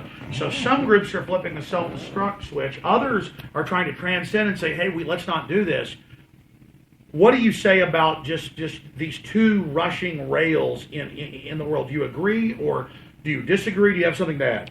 I think we're definitely, society is in an odd position where we require certain types of energy. We require electricity. There's really no getting around running a city without electricity the way they're set up right now. And because of that, we have this deep dependence on massive amounts of power. And most people really don't want to think about where that comes from. It's a real issue. And when you have to deliver power to all these different cities, you have to deliver power to all these different people, like you need some sort of a massive source. And that needs to be considered. And it's not going to be considered unless we understand that this nuclear power thing, although it's very efficient and it's very powerful, it is scary as and if it goes off the rails, it's nuts. It poisons an area for hundreds of thousands of years. You don't want to be anywhere near it. You can't go near it. You can't go there. You'll die. If you go and stand there, it'll kill you. Like, man, is that our only option? Isn't it sunny out here all the time? Should we really, especially in California, shouldn't we really be experimenting with ways to cut these nuclear power plants, stop them, and like make these giant solar banks? Is that possible? And there's millions of acres. Solar panels don't blow up and make your kids die. Yeah, and we still don't understand what the effects are of those gigantic towers that are like right over some people's houses. Have you ever gotten out of someone's car or gotten out of, in front of someone's house and they live near one of those places? Yeah. It's like right under those giant wire tower things. Listen, when you drive under with an AM radio or even XM, it cuts out. Yeah. It's so powerful. No, they've totally proven those. That feeling is weird. I've only done it once. I was working in Boston, and I was doing construction, I think. It was like when I was in my young teens. And we got out at this site, and it was near one of those towers. I'm trying to piece it together in my memory without manufacturing any of it, because it was a long time ago. But all I remember for a brief moment being under one of those things going, whoa! No, like, you can feel it. Like, we were close. We were fairly close to it. I forget. I was maybe like 17 years old, so I don't really remember exactly. No, you could feel it. There was a weird feeling in the air. Listen, if you walk in front of a microwave running, it's not real heat, but you can feel it. I mean, there's no. I won't even use the microwave in my house now. I've had you on many times. It was always exciting, and you were always one of the most popular guests. Hard to get, busy guy. Now it's reached like crazed level, foaming at the mouth to get you on. What the hell zeitgeist have you had? I don't know, man. I just did the same thing and just kept doing it. I don't know. I don't know what's going on. I think it's got to be the podcast. That's the most obvious possibility. You do it just over and over again, it's real. Yeah, well, and we have as many interesting people as we can. Like you had that John McAfee guy, or McAfee, guy, and we had that guy on too. That's the type of guy that I want to talk to. Fascinating characters. We have a lot of authors, really interesting, intelligent people. And it's not left or right. It's not. It's just wide open discussion. Yeah, look, I'm not left or right. There's a lot of about me that's left, and there's a lot of about me that's right. I hunt. I just started hunting this year. I killed a deer. And I totally became a hunter. I'm like, Jesus Christ, if I can do this and get most of my meat this way, I would way rather do that than buy food from the grocery store. Quantify that. Yeah, well, first of all, we know about all the different antibiotics and different things that they pump into cows. But on top of that, cows are not supposed to be eating corn. And most cows that you buy in a grocery store, they're corn-fed cows, because corn-fed cows get really fat. And by the way, it is delicious. I'm not knocking corn-fed beef. It's some of the most fantastic steaks I've ever had. Oh God, I love steak, man. I'm a steak-eating man. I went to Morton's the other night. I had a fat New York strip. Oh, I loved it, and I'm sure it was corn-fed. But there's healthier cows are grass-fed cows. Their bodies are designed to process grass, and unfortunately, that's not told to us in school. We don't really understand that. Most people don't really delve deep into nutrition enough to find out that hunting. It's natural. It's not that you like killing something. You're designed to go out and get it, and then it's weird when you're butchering it. It's like, wow. Yeah. It's like instinctive. I know how to do this. I didn't necessarily feel like that because first of all, I did it on a TV show. I did it on this guy's show. It's called Meat Eater. This guy Steve Rinella, and he's like he's not just a professional hunter. He's a really smart guy, and he's an author and just a really going. You want a beer? A historian. Get you a beer before you go on? Yeah, I'll get it. I got one right here, man. I got one. Do you want a beer? That's what's going on. But it didn't feel natural to me. But I had seen so many of his episodes of his show and of Ted Nugent's show. I've seen so many different deers get butchered that it seemed normal to me because I knew what to expect, you know. And although I'd never butchered a deer before, I had killed a lot of fish. I'd done a lot of fishing when I was a kid. So I knew that thrill, the thrill of fishing, which is very similar in some weird primal way to the thrill of hunting. They're very similar. Exactly, but people that don't hunt, they think you just want to go kill something. No, it's that you're in this mode of being in the woods with that bow and arrow or that rifle, waiting and then picking out what you're going to shoot. I mean, it's so primal. Yeah. And I don't have time to hunt a lot anymore, but people that go and buy their food at the store but then demonize people How is that it? hunt, it's crazy. Brian just got off stage. Hey, come where's here. Brian? Brian, what do you say about the... Come over by the microphone. What do you How- say about how the was it? meteoric? I mean, I don't know about... Come over, have a seat right We're there. not into celebrity Have a here. seat. but- Where's your mic? Right here? Right here. But what do you make of Joe and you as well? But just the meteoric rise, what do you chalk it up to? It's great because now, for the first time ever, we're actually connecting with an audience that is exactly the audience that, before it was like, oh, that guy from Fear Factor or that guy from UFC or getting your ideas out to somebody. It was always like, I saw him on TV, I think he's cool. But now it's like, you listen to a podcast. My best friends don't know me as well as people that listen to the podcast every day. Like No, they get to know you. They get to know me. Radio, they get the biggest biography known to man. I mean, how many 300 episodes? So it's for the first time we're actually getting people that are coming to their audience to the shows or to whatever or that are 100%. We know everything about you. We like what you do. This is not like I saw you on TV. You might be funny or not. No. These people know us, and that's the first time that's ever happened. And there's very few people that don't do. It's a podcast, it's video too, but it's basically talk radio. Right. And the thing is, when it's not scripted, I get to where I have to tell people things that are true that are even embarrassing about me now because it's so weird. You can feel the energy. You guys want to talk about that? Because you brought this up. Elaborate on how strange. Because few know this. Few get to talk hours a day in front of people and then learn that it becomes a real relationship. Well, yeah, it definitely does. And you know what else is? You goddamn, you learn so much from those people, man. Even people who are critical, like they send you a link to correct you, like this is the real information, and you have the inaccurate information. Like if you don't have an ego about all that, if you could deal with the fact that you might be wrong, or you might have jumped to a conclusion, there might be many possible scenarios. It's a giant think tank. You learn so much from people on Twitter, man. A lot of people will complain about negative things on Twitter. I don't get that much negative on Twitter, but I occasionally get yo, I'm gonna punch you in your face if I see you, faggot. But well, even the maybe negative it might not usually even be can grab, that. something from some of the negative stuff. Even if there's a ton of negative. Usually there's a 1% truth to it. Yeah, that yeah, 1% will kind of stick in the back of your head where you're like, all right, he took it to the next level, but I do understand that 1% of what he's talking about. Yeah, you can get a hater who's 90% hater, but 10% has a point. It does help you. I really believe it. It's a terrible feeling, that feeling when someone's hating on you, but I find it very beneficial.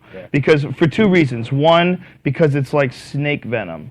Because if you get bit by a rattlesnake and you've never been bit by a rattlesnake before, it will you up. Someone who has never been famous and then all of a sudden decides to do a reality show and then they get all these insults hurled at them from every direction online. That has got to be horrific. That's just going to be torturous. But when you take a little bit of hate venom and a little bit of hate venom, then you develop an immunity to it. You kind of understand what it is. It becomes enjoyable. Well, then it becomes a checking mechanism, and I look at it almost as if it's an algorithm. And I look at it this negative coming in, how much does it affect me, and how much does it affect the positivity that I put out? If I dwell on it, well, then it'll surely me out. But if I just look at it, and if I truly look at myself to say, okay, do they have a point? And if they do have a point, if I am being a Like that's very important to be honest about that and to look at that, and that's a really important thing about growth. Yeah, you're gonna have to edit that word out, ladies and gentlemen, even online. But I think that's really hard for people to do. You know, it's really hard for people to take the negatives and turn them into a positive. But when you put out the majority positive, like the most important thing is you got to put out. It sounds hypocritical coming from the two guys that put out the Carlos Mencia video, but the reality is the more negative you put out, the more negative comes back at you. And you don't have to do it. You don't have to pump out negative. You can even, when negative comes at you, you can even go, well, sorry you feel that way. But I'm not connected to that. I actually find it entertaining when trolls attack me if there's no truth in it. But even when there's some, I mean, it's a guilty pleasure, but I know the point you're talking about. I mean, it's almost like a feedback or almost like a focus group where you can see yourself clearer. When you have something like CNN or Fox News or anything, you have not only do you have a news outlet, but you also have an entertainment program, and you have a bureaucracy. You have a bunch of people behind the scenes. There's a bunch of people trying to influence this and influence that. There's too many cooks in the kitchen. With Brian and I, it's just Brian and I. We don't have to talk. You know, if Brian comes to me and says, "Hey, I think we should talk about this on the podcast," I'll go, "Okay, are you into it? Like, what is it? What is it about it that you're into?" He goes, "Oh, this is important. This is something up about this." So the answer is. So you're really not worried about your cat spreading nasty germs from the litter box? Me neither. Shh. Oko Cat Litter, nature's antibacterial gift to you and your cat. People love to make up shit. I was reading up all the shit that Steven Seagal's made up all through his career, because there's a whole thing going on right now where Steven Seagal told everybody that Anderson Silva, he taught Anderson that kick, right? Which is kind of what he's supposed to do, right? I mean, there's videos of him training with Anderson. Well, fucking Anderson barely even speaks English. Yeah. Just run around and tell everybody that you taught him it, and you know what? Anderson's so cool, he'll probably be like, yeah, he taught me, he's a good guy. I always thought that was just him playing a goof. But Anderson played a goof. Anderson might be playing a goof. Didn't he do a little Wing Chun in the Well, he always does that. He'll do a little, like, moving the hands funny, and he's just letting you know he's ready to fucking explode in your face. Ready to kick you in the chin. Yeah, that was a ridiculous fight. That was ridiculous. Is he really saying that? Is he really saying that he's the one that taught him? Yeah, Steven Seagal's really saying that. Boss Rutan went fucking crazy. And Boss Rutan, I'm going to go do an advertisement for his gym, so I'm going to try to get him on the podcast, too, because Boss Rutan will have some fucking amazing stories of brawls in Holland. He's just a savage. I love Boss Rutan. Yeah. But Boss went crazy on Twitter, and he's like, you know, what planet is he from? Did he learn this from fucking Disneyland? He's like, Boss Rutan went crazy on Twitter. He's angry at Steven Seagal. I heard an unverified story about when Gene LaBelle and Steven Seagal had a... Yeah, that's a true story. That's an absolute true story. Gene LaBelle told me that story. Yeah. Gene tells you it like this. He doesn't actually tell you the whole story. What's the story? Well, you know, Steven was trying to say that no one could choke him out. You can't choke him out. He had this move. This move to stop you from choking out. So, you know, I was like, all right, Steven, let's try it. And I get him in a headlock there. I get him in the rear naked. And he takes this hand, the free hand, and then you just karate chops me right in, you know, the old sisters. And there's like, you know, the way Gene LaBelle talks, he wouldn't even say his balls. He's like the nicest guy ever. He would say something like, right in the old Johnson, you know? And then, and then I guess he got tired after doing that and he just fell asleep. And I guess maybe he forgot to go to the bathroom. So he went to the bathroom then. Oh, that's hilarious.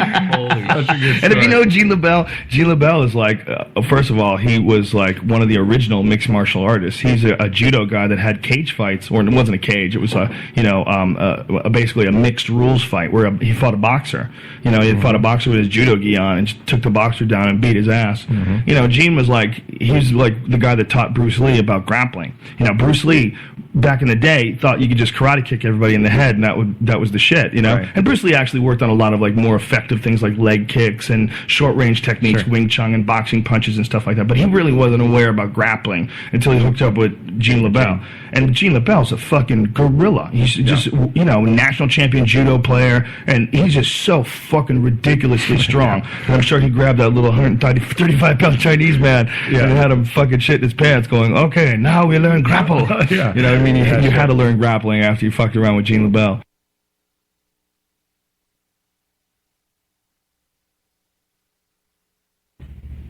The Green Hornet. With Bruce Lee. There's a lot of those knuckles. That's when I first met Bruce Lee. Bruce Lee is a world-class martial artist.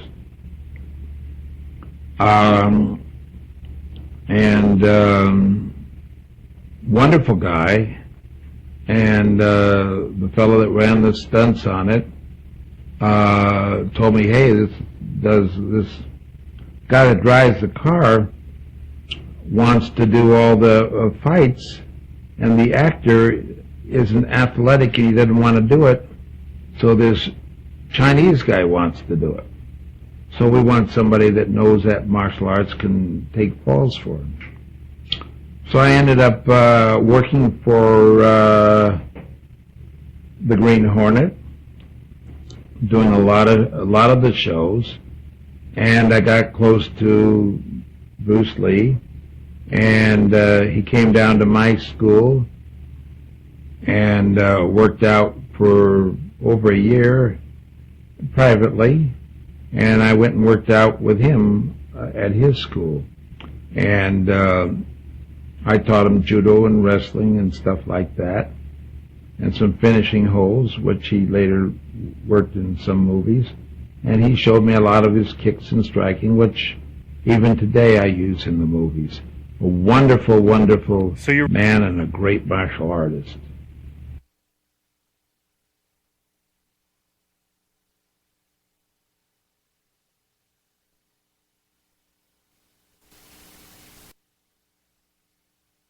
Did you like having no wraps on?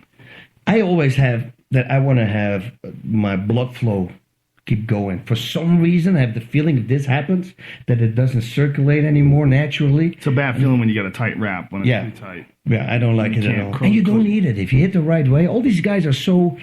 Like Tyson, I always give the example. Just know or just learn how to hit the correct way and nothing will happen. These guys, they come in the room and they got the special guys that they got a stitch there on call every day, 2 times a day. They wrap the hands perfect. He can hit it in any angle. It doesn't matter. So then, when this guy, that's why when you had a street fight, he would always break his hand, right, Tyson? Right. Because he doesn't know how to hit. He hits him with the pinky, whatever, wrong technique. But isn't it hard when you're fighting because guys move, and sometimes you wanted to hit him with these 2 knuckles, but you accidentally catch him with the last knuckle? You know, of course, it's always... you have happens. To, yeah, you know, and especially in karate, with the Kyokushin karate, you're sparring and it's bare knuckle. And some of these guys, they have a gi, and some guys have their hips here, right? So that's how I broke this one also. You hit a hip, you think you have got the liver, but it's not. It's a hip bone. Yeah, that'll hurt. That was the good thing in mixed martial arts, because now you can see what you're hitting. Everything. Now you started out in Taekwondo. Is that what you? Taekwondo. That was my first sport. Yeah, I did that for about, I don't know, 4 weeks or 6 weeks, and I was already beating up the brown belts. You have to understand, my parents are very conservative. They would never allow me to do a martial art, but I always got bullied. And I saw a Bruce Lee movie in '76, Enter the Dragon, in France when we were on a holiday. And I came out and said, "That's it. I want to be Bruce Lee," you know. So I made these nunchucks, and I was on like kung fu shoes. I had the whole nine yards. I was really so. I asked my parents, please, but they wouldn't allow me. So I kept going, training myself, so watching movies and just kept training. And then finally, after 2 years, they said, okay, you know, stop asking questions, go. And we had a neighbor, the girl next door, she had a boyfriend who was the cool guy from the town. And he said, okay, come with me. He took me kind of under a swing. And it went really good. I started beating up, like I said, the brown belts out like within 6 weeks. So I said, man, you got a good feeling. So my confidence rose. And at that moment, I was riding my bike on the street, and the biggest bully comes with 6 of his buddies or something, and they said something, and I shouted something back, and they all were laughing, and they right away came after me. And when I saw them coming for me, I stopped my bike, and I put it down, and I was just waiting for the guy. And then the biggest bully comes to me, and you know that in the early days, you push with your chest. Right. And he pushed against my chest, and I go, paf! And he goes down, broke his nose, out. Anybody more? Nobody did anything. I come home, police was already home waiting. And that was it. No more taekwondo for me. So when I moved out of the house when I was 21, that's when I started fighting. Too much makeup, and I was too slow. You wear too much makeup. Hold on. I got him! You look like one of the guys from Twilight. Ring it, vampire boy. This is without a doubt the funniest show that I ever do. And without a doubt, Dana White has been great for this show. He's smart, he's obviously powerful, and he doesn't bruise easily like a lot of guys. Dana, you admit that you hold a grudge. How have I avoided the Dana White grudge? Yeah, it's different, though. I hold grudges with people that come out and really try to hurt you. You're I guess a journalist. So you. I love the way you said that. You're, I guess, a journalist. Okay, so let me be a bit of a journalist. Hey, wait, no, I wanted to congratulate you on the release of your last film coming out this weekend. The Last Twilight's out this weekend. Congratulations, man. It's been a great run for you. Thanks, buddy. Appreciate that. I've come back, but our time with you is so sparse. So agree or disagree with this statement. The UFC is in a slump. I disagree. So 2012 for you has been as good as 2011, 2010, and a few years before?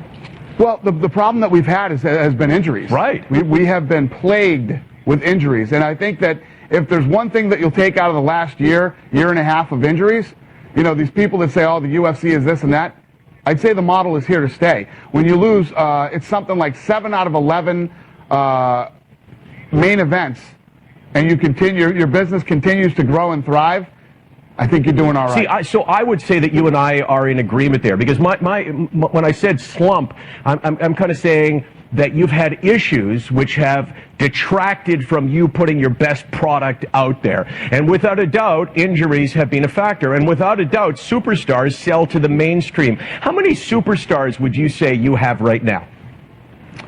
God, if you look at how many weight divisions I have, 8 weight divisions or something like that? First of all, I would consider every one of my champions a star. Okay, so let me rephrase, Dana. Let me rephrase. No, I understand what you're saying. Calm down. If you take, I take every one of my champions, consider them a star, and then you take superstars. Who are my superstars? Number one. The number one biggest superstar, biggest pay-per-view seller is George St. Pierre.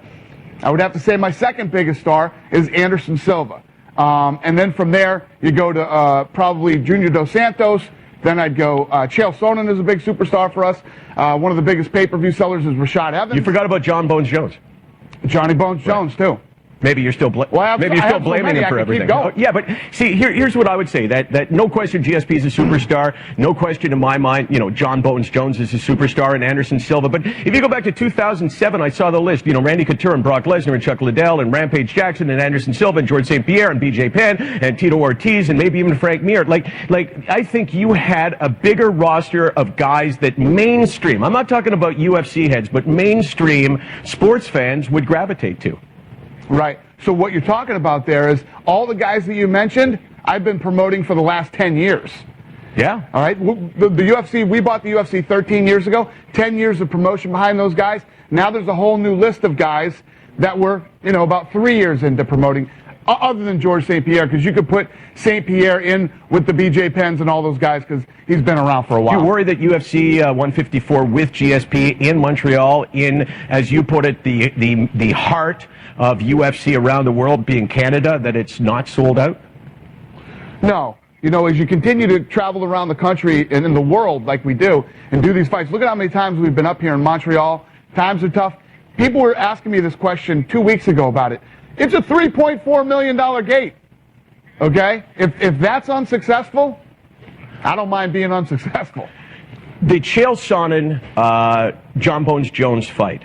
You talked a lot about it before, and then, you said the fans really want this, so I'm going to give it to them. Would you agree with me, and this is not a slight, because I want to see that fight, and, I'm all for it, but that it's kind of a wrestling booking from the standpoint that it's more what the population wants as opposed to what's really great for the sport?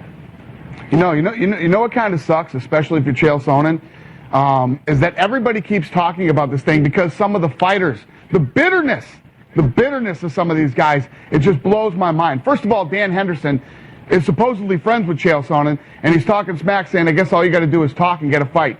Dan Henderson had the fight. He pulled out of it. He blew his knee, or whatever the hell happened to his knee, right? So Dan said, I'm going to need a few weeks, and his knee might be better. So 151 gets canceled. He gets a few more weeks. I offer him the fight in Toronto with John Bones Jones. He still can't take the fight because of his knee. Then you go right down the list. 1, 2, 3. I ask all these guys if they want to fight John Jones on short notice. None of them want to do it. The only guy that stepped up to take this opportunity was Chael Sonnen. Yes, Chael Sonnen talks, but this guy also will step up and back it up and take fights. Hey, it's the kind of fight I'd pay to see. I mean, like, because he is the villain that everybody needs. We got to go to break. As we go to break, I'm sure you are pulling your hair out because of all of these injuries, which is the perfect way to go to our Windows 8 monitor, and we have given you back some hair. 6 different styles. We've tweeted it out. Take a look at that. To me, the top right, John Hamm, Dana White. Perfect. Bad stuff.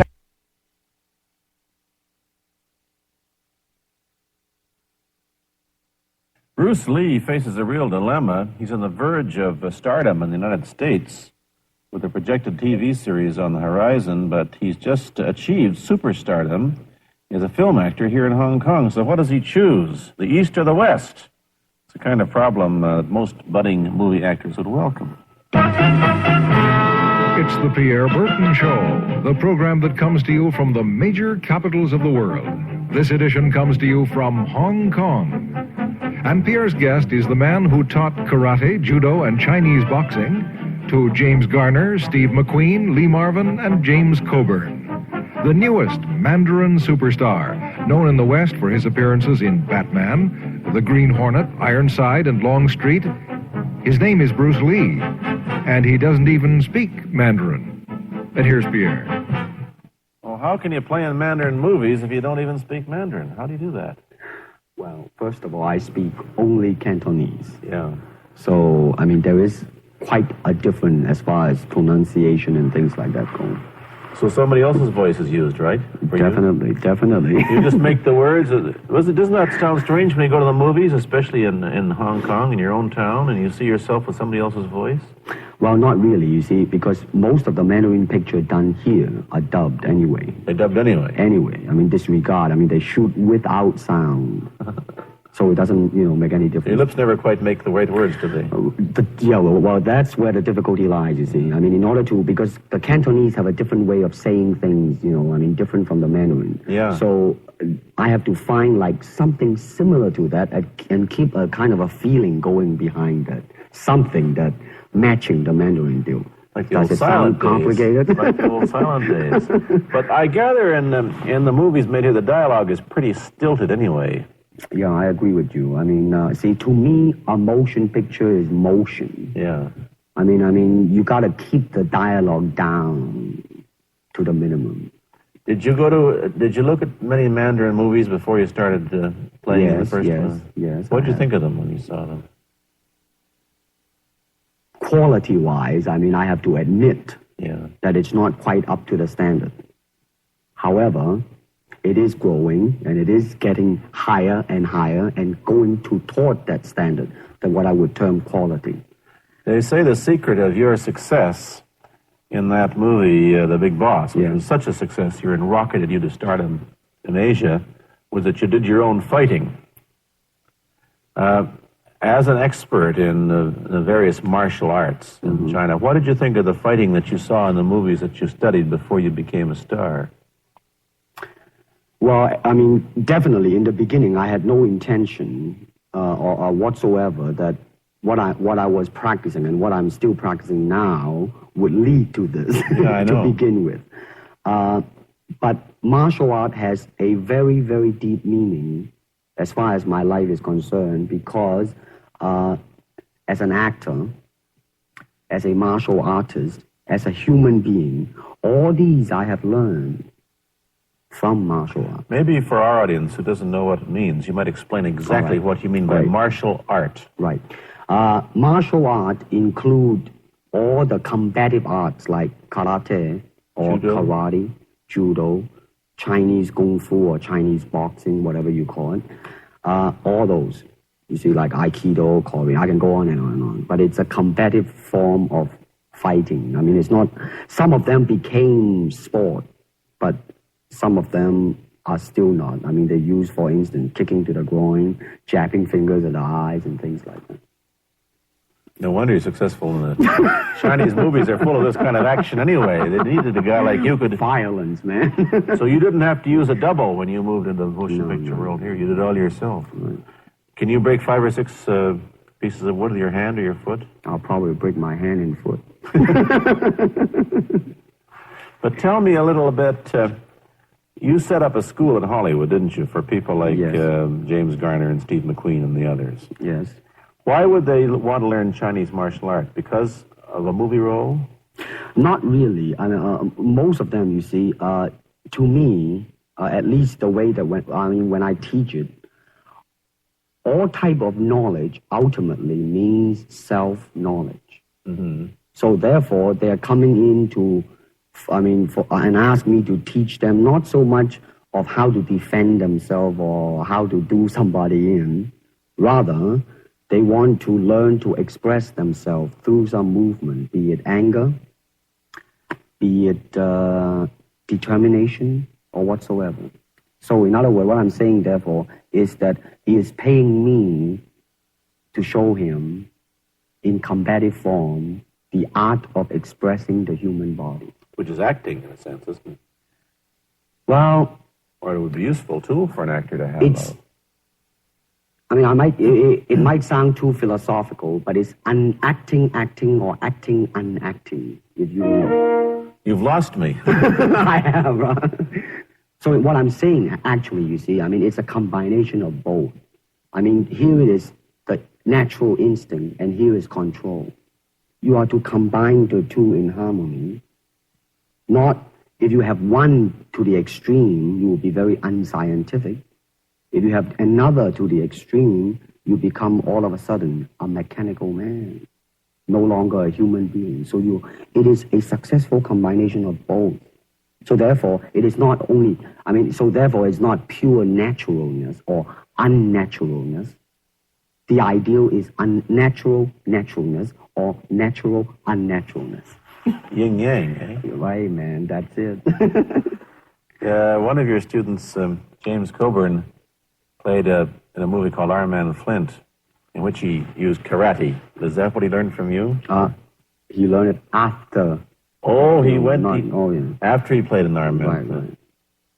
You see, actually, I do not teach, karate because I do not believe in styles anymore. I do not believe that there is such thing as like Chinese way of fighting or the Japanese way of fighting or whatever way of fighting, because unless human beings have 3 arms and 4 legs, we will have a different form of fighting. But basically, we have only 2 hands and 2 feet.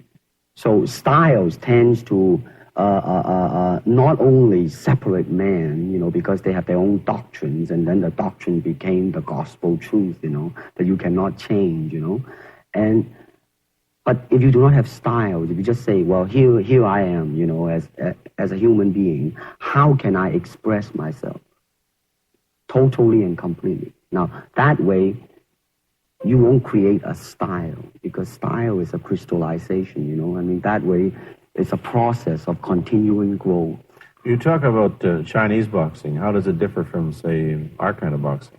Well, first, we use the feet. That's and then we use the elbow. And use the thumb, too? You name it, man. We use it all. You have to, you see, because, that is the expression of the human body. Everything, not just the hand. And when you're talking about combat, well, if it is a sport, now you're talking about something else. You have regulations, you have rules. But when you're talking about fighting as it is, no rules. With no rules. Not real fighting. Well, then, baby, you better train every part of your body. And when you do punch, now I'm leaning forward a little bit, hoping not to hurt any camera angle. You got to put the whole hip into it and snap it and get all your energy in there and make this into a weapon. I don't want to tangle you in any dark that right now. You came at me pretty fast there. What is the difference between Chinese boxing and what we see these young men doing at 8 o'clock every morning on the rooftops in the parks called shadow boxing, which they're always... Well, actually, you see, That is part of Chinese boxing. Yes. There are so many schools. Everybody schools. here seems to be, going like this all the time. Well, that's good. I'm very glad. I'm very glad to see that, because at least somebody is caring for their own body, right? Yeah. I mean, that's a good sign. Well, it's a kind of a slow form of exercise, which is called Tai Chi Chuan. I'm speaking Mandarin just now. Yeah. Cantonese Tai Chi Kun, okay? And it's more of an exercise for the elderly, not so much for the Give young. me a demonstration. Show me. Can you do it a little bit of it? Just. Hand-wise, it's very slow. How is it? And you push it out, but all the time you are keeping the continuity going. Bending, stretching, everything. You just keep it moving. It's like a ballet dancer there. Yeah, it is. I mean, to them, you see, the idea is running water never grows stale. So you got to just keep on flowing. Of all your students, famous, James Garner, Steve McQueen, Lee Marvin, James Coburn, Roman Polanski, which was the best? Who adapted best to this Oriental form of exercise and defense? Well, depending, okay? Now, as a fighter, Steve McQueen, now, he is good in that department because that son of a gun got the toughness in him. Yeah. I see it on the screen. I mean, he would say, all right, baby, here I am, man. Mm-hmm. And he'll do it. Yeah. Now, James Coburn is a peace-loving man. I met him. Right? I mean, you've met him. I mean, he's really, really nice. I mean, super mellow and all that. I mean, now, he appreciates the philosophical part of it. Therefore, his understanding of it is deeper than Steve. So it's really hard to say. You see what I'm saying now? I see. I mean, it's different. So that's, depending on what you see in it. Interesting. We don't, in our world, and haven't since the days of the Greeks who did, combine philosophy and art with sport. But quite clearly, the Oriental attitude is that the three are facets of the same things. Man, listen, you see, really, to me, ultimately, martial art means honestly expressing yourself. Now, it is very difficult to do. I mean, it is easy for me to put on a show and be cocky and be flooded with a cocky feeling and then feel like pretty cool and all that. Or I can make all kinds of phony things, you see what I mean? Blinded by it. Or I can show you some really fancy movement. But to express oneself honestly, not lying to oneself, and to express myself honestly, now that, my friend, is very hard to do. And you have to train. You have to keep your reflexes so that when you want it, it's there. When you want to move, you're moving. And when you move, you are determined to move. Not taking 1 inch, not anything less than that. If I want to punch, I'm going to do it, man, and I'm going to do it, you see. So that is the type of thing you have to train yourself into it, to become one with the, you think? Yeah, this is very un-Western, this attitude. I want to ask you about your movie and TV career, but first we'll take a break. Then I'll be back with Bruce Lee. I've been talking to Bruce Lee mainly about the Chinese martial arts, which include things like Chinese boxing, karate, and judo, which is what he taught when he was in Hollywood. After he left the University of Washington, where he studied, of all things, philosophy, if you can believe that. He did, but that perhaps you understand why the two go together from the first half of this program. And you can perhaps understand how he got into films. He knew a lot of actors, but I'm told that you got the job on the Green Hornet, where you played Kato the chauffeur, mainly because you're the only Chinese-looking guy who could pronounce the name of the leading character, Britt Reed. I meant that as a joke, of course. And it's a heck of a name, man. Yeah. I mean, every time I said it at that time, I was super conscious. I mean, really, now, that's another interesting thing, huh? Let's say if you learn to speak Chinese. Yeah. And it's not difficult to learn and speak the word. The hard thing, the difficult thing, it's behind what is the meaning, what brought on the expression and feelings behind those words. Like when I first arrived in the United States, and I look at a Caucasian, And I really would not know whether he was putting me on or is he really angry because we have different way of reacting to it. See, those are the difficult things, you see. It's almost as if you came upon a strange race where a smile didn't mean what it does to us. In fact, a smile doesn't always mean the same, does it? Of course not. Yeah, I just thought of that. Tell me about the big break when you played in Longstreet. I must tell the audience that Bruce Lee had a bit part or a supporting role in the Longstreet series, and this had an enormous effect on the audience. What was it? Well, you see, the title of that particular episode of Longstreet is called The Way of the Intercepting Fist. Now, I think the successful ingredient in it was because I was being Bruce Lee. Yourself? Myself, right. And did that part, just express myself, like I say, honestly express myself at that time. And because of that, I brought, favorable mentioning in, like, New York Times, which says, like, the Chinaman, who incidentally came off quite convincingly enough to earn himself a television series, and so on and so on and so forth. Can you remember the lines by Sterling Siliphant, the key lines? He's one of my students, you know that? Was he too? Yes. Too bad. Everybody is your student. But you read, there were some lines that express your philosophy. I don't know if you remember them or not. I remember that. I Let's said, hear. This is what it is, okay? You're talking to Longstreet, played by James Francesca. I said, empty your mind. Be formless, shapeless, like water. Now, you put water into a cup, it becomes the cup. You put water into a bottle, it becomes the bottle. You put it in a teapot, it becomes the teapot. Now, water can flow, or it can crash. Be water, my friend. Like that, you see? Oh, I see. I get the idea. I get the power behind it. So, now, two things have happened. First, there's a pretty good chance that you'll get a TV series in the States called The Warriors, in which you use, the martial arts in a Western setting? That was the original idea. Now, Paramount, I did Longstreet for Paramount, and Paramount wants me to be in a television series. On the other hand, Warner Brother wants me to be in another one, but both of them, I think, they want me to be in a modernized type of a thing. And they think that Western idea is out. But you want to do the Western, eh? I want, because you see, I mean, how else can you justify all these punching and kicking and violence except in that period of the West? I mean, in nowadays, I mean, you don't go around on the street kicking people or punching people. Because if you do, that's it.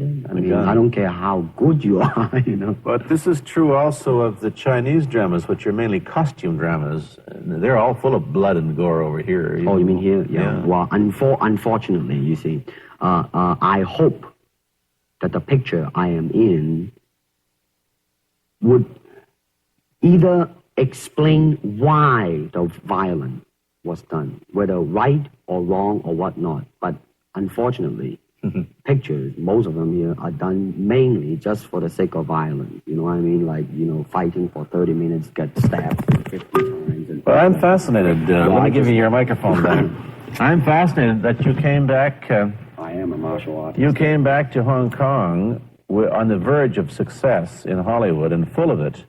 And suddenly, on the strength of one picture, you become a superstar. Everybody knows you. You have to change your phone number. You get mobbed in the streets. Now, what are you going to do? Are you going to be able to live in both worlds? Are you going to be a superstar here, or one in the States, or both? Well, let me say this.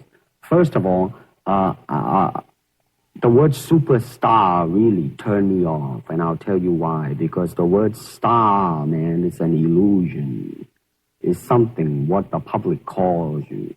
You should look upon oneself as an actor, man. I mean, you would be very pleased if somebody say, hey, man, you are a super actor. It is much better than, superstar. Yeah, therefore, you've got to admit that you are a superstar. You're not going to, if you're going to give me the truth. I am now. I'm honestly saying this, okay? Yes, I have been very successful. Yeah. Okay? But I think the word star I do not look upon myself as a star. I really don't. I mean, Believe me, man, when I say it. I mean, I'm not saying it because What are you going to do? Let's get back to the question. Okay. Are you going to stay in Hong Kong and be famous? Or are you going to go to the United States and be famous? Or are you going to try and eat your cake and have it too? I am going to do both because, you see, I have already made up my mind that in the United States, I think something about the Oriental, the true Oriental should be shown. Hollywood sure as heck hasn't. You better believe it, man. I mean, it's always that pigtail and bouncing around, chop, with the eyes slant and all that. And I think that's very, very out of Is it true that you were the first job you had was being cast as Charlie Chan's number one boy? Yeah, number one son, yeah. No, They never made a movie. No. They were going to make it into like a new Chinese James Bond type of a thing. Now that, the old man Chan is dead, Charlie is dead, and his son is carrying on. But they didn't do that. Yeah. Batman came along, you see, because and then everything was started to be going into that, that kind of which you were in. But by the way, I did a really terrible job in that, I have to say. Really? You didn't like yourself? I didn't see it. Let me ask you, however, about the problems that you face as a Chinese hero in an American series. Have people come up in the industry and said, well, we don't know how the audience are going to take a non-American? Well, such question has been raised. In fact, it is being discussed, and that is why The Warrior is not going to be on. I see. You see, because unfortunately, such thing does exist in this world, you see, like, I don't know, certain part of the country, right? Where, like, they think that business-wise, it's a risk. And I don't blame them. I mean, in the same way, it's like in Hong Kong, if a foreigner come and became a star, if I were the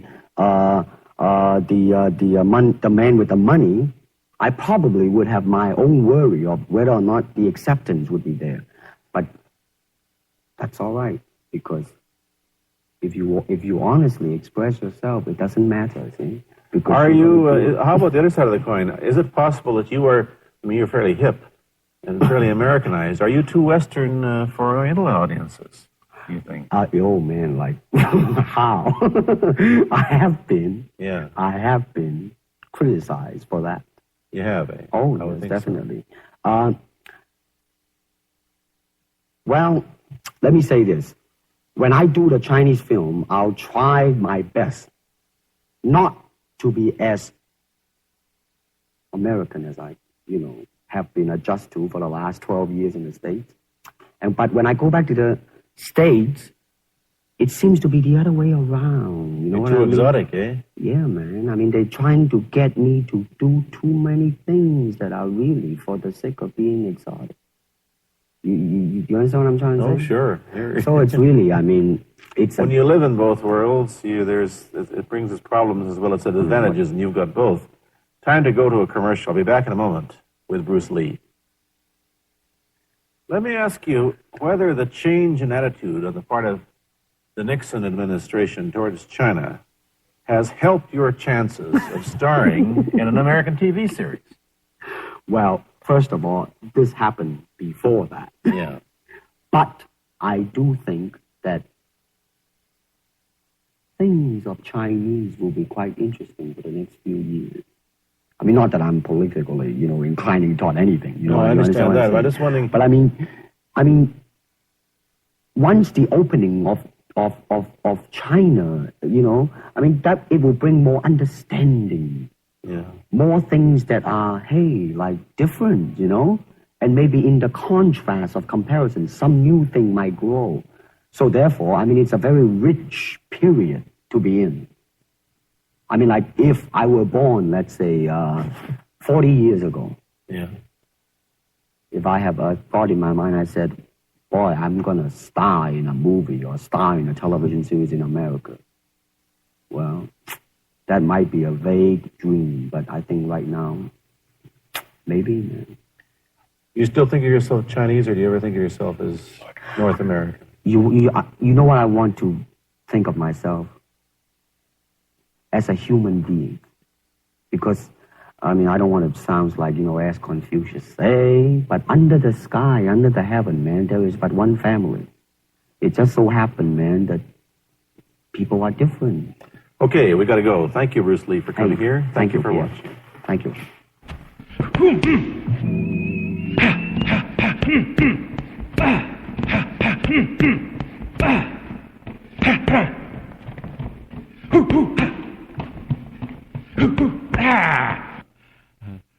Well, Bruce, of course, MMA wasn't in existence when Bruce and I were training and when I was fighting. Even though we fought bare-fisted during our competitions, we had a lot of injuries, but it wasn't an MMA-style fighting. But I think, of course, I have to say, being confident in myself, that I feel I would have done very well in the MMA arena because of my judo training. I was a black belt in judo, and plus I had multiple black belts in karate, taekwondo, tang soo do, and so forth. And plus I studied jiu-jitsu with Gene LaBelle back in the early 60s and 70s. And so I felt I was pretty well rounded, and I really credit that for the success I had in the ring of my competitive days. And so I felt I would have done well, and I think Bruce would have too. He was a fanatical trainer. When he and I'd work out, we'd work out for 3 or 4 hours in his backyard in Culver City, California. And after we finished working out, we'd go into the living room, and I'd sit down on the couch, and Linda, his wife, would bring me a glass of iced tea. Well, Bruce would drop down on the floor and start doing crunches. I said, Bruce, there's times to relax, too. You need to relax as well, because you'll burn that engine out if you keep right on training all the time. You've got to recharge your battery. But Bruce had a hard time doing that. He had a hard time recharging his battery. Come on. Yeah. And then. Good. Ouch. Ooh. Okay. The martial arts changed my whole life.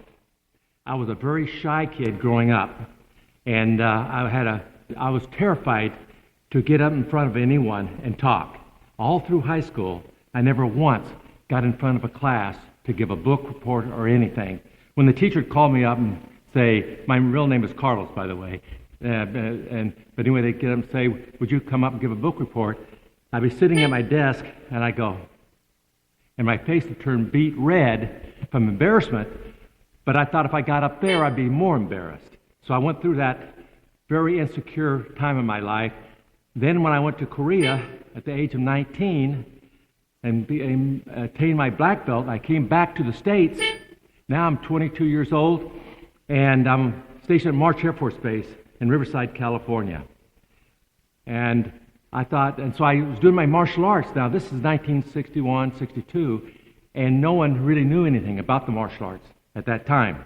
And so I'm doing my kicks and punches and all that, and all the GIs on the base would watch me and they'd say, will you teach me that? Teach us that stuff. And I thought, well, maybe I'll start a club on the base.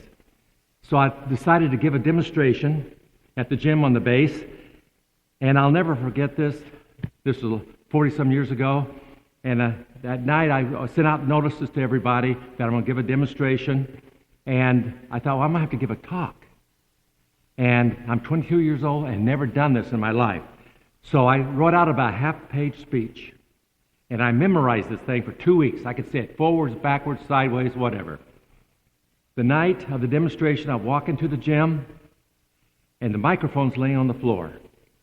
And I walk up, I pick up the microphone, and I say, good evening, ladies and gentlemen. My name is Chuck Norris, and I'd like to welcome you here tonight. That's the last thing I remember. The next thing I remember, I'm walking out into the middle of the gym to do my demonstration.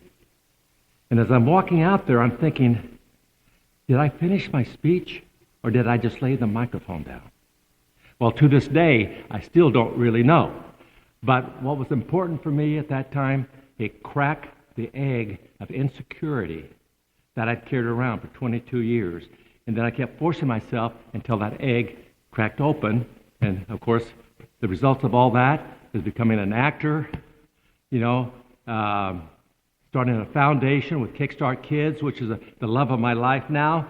I'm teaching the martial arts in the inner city schools, in the middle schools, again using the martial arts as a tool to help these kids develop the security in themselves that I lacked as a youngster, and helping them believe in themselves that they can accomplish anything they want in their life if they're willing to pay the price for it. And that's hard work and dedication. That's the secret to being successful in your life. Not afraid to work hard and being dedicated and not giving up. Because anything you work toward, there are always obstacles in the way. And that's when you either quit or you continue on. And that's when I say, just continue on, overcome that obstacle, and route to your goal. Because you never know which is the last obstacle that's going to try to stop you. And if you stop, that could have been the last obstacle en route to your success.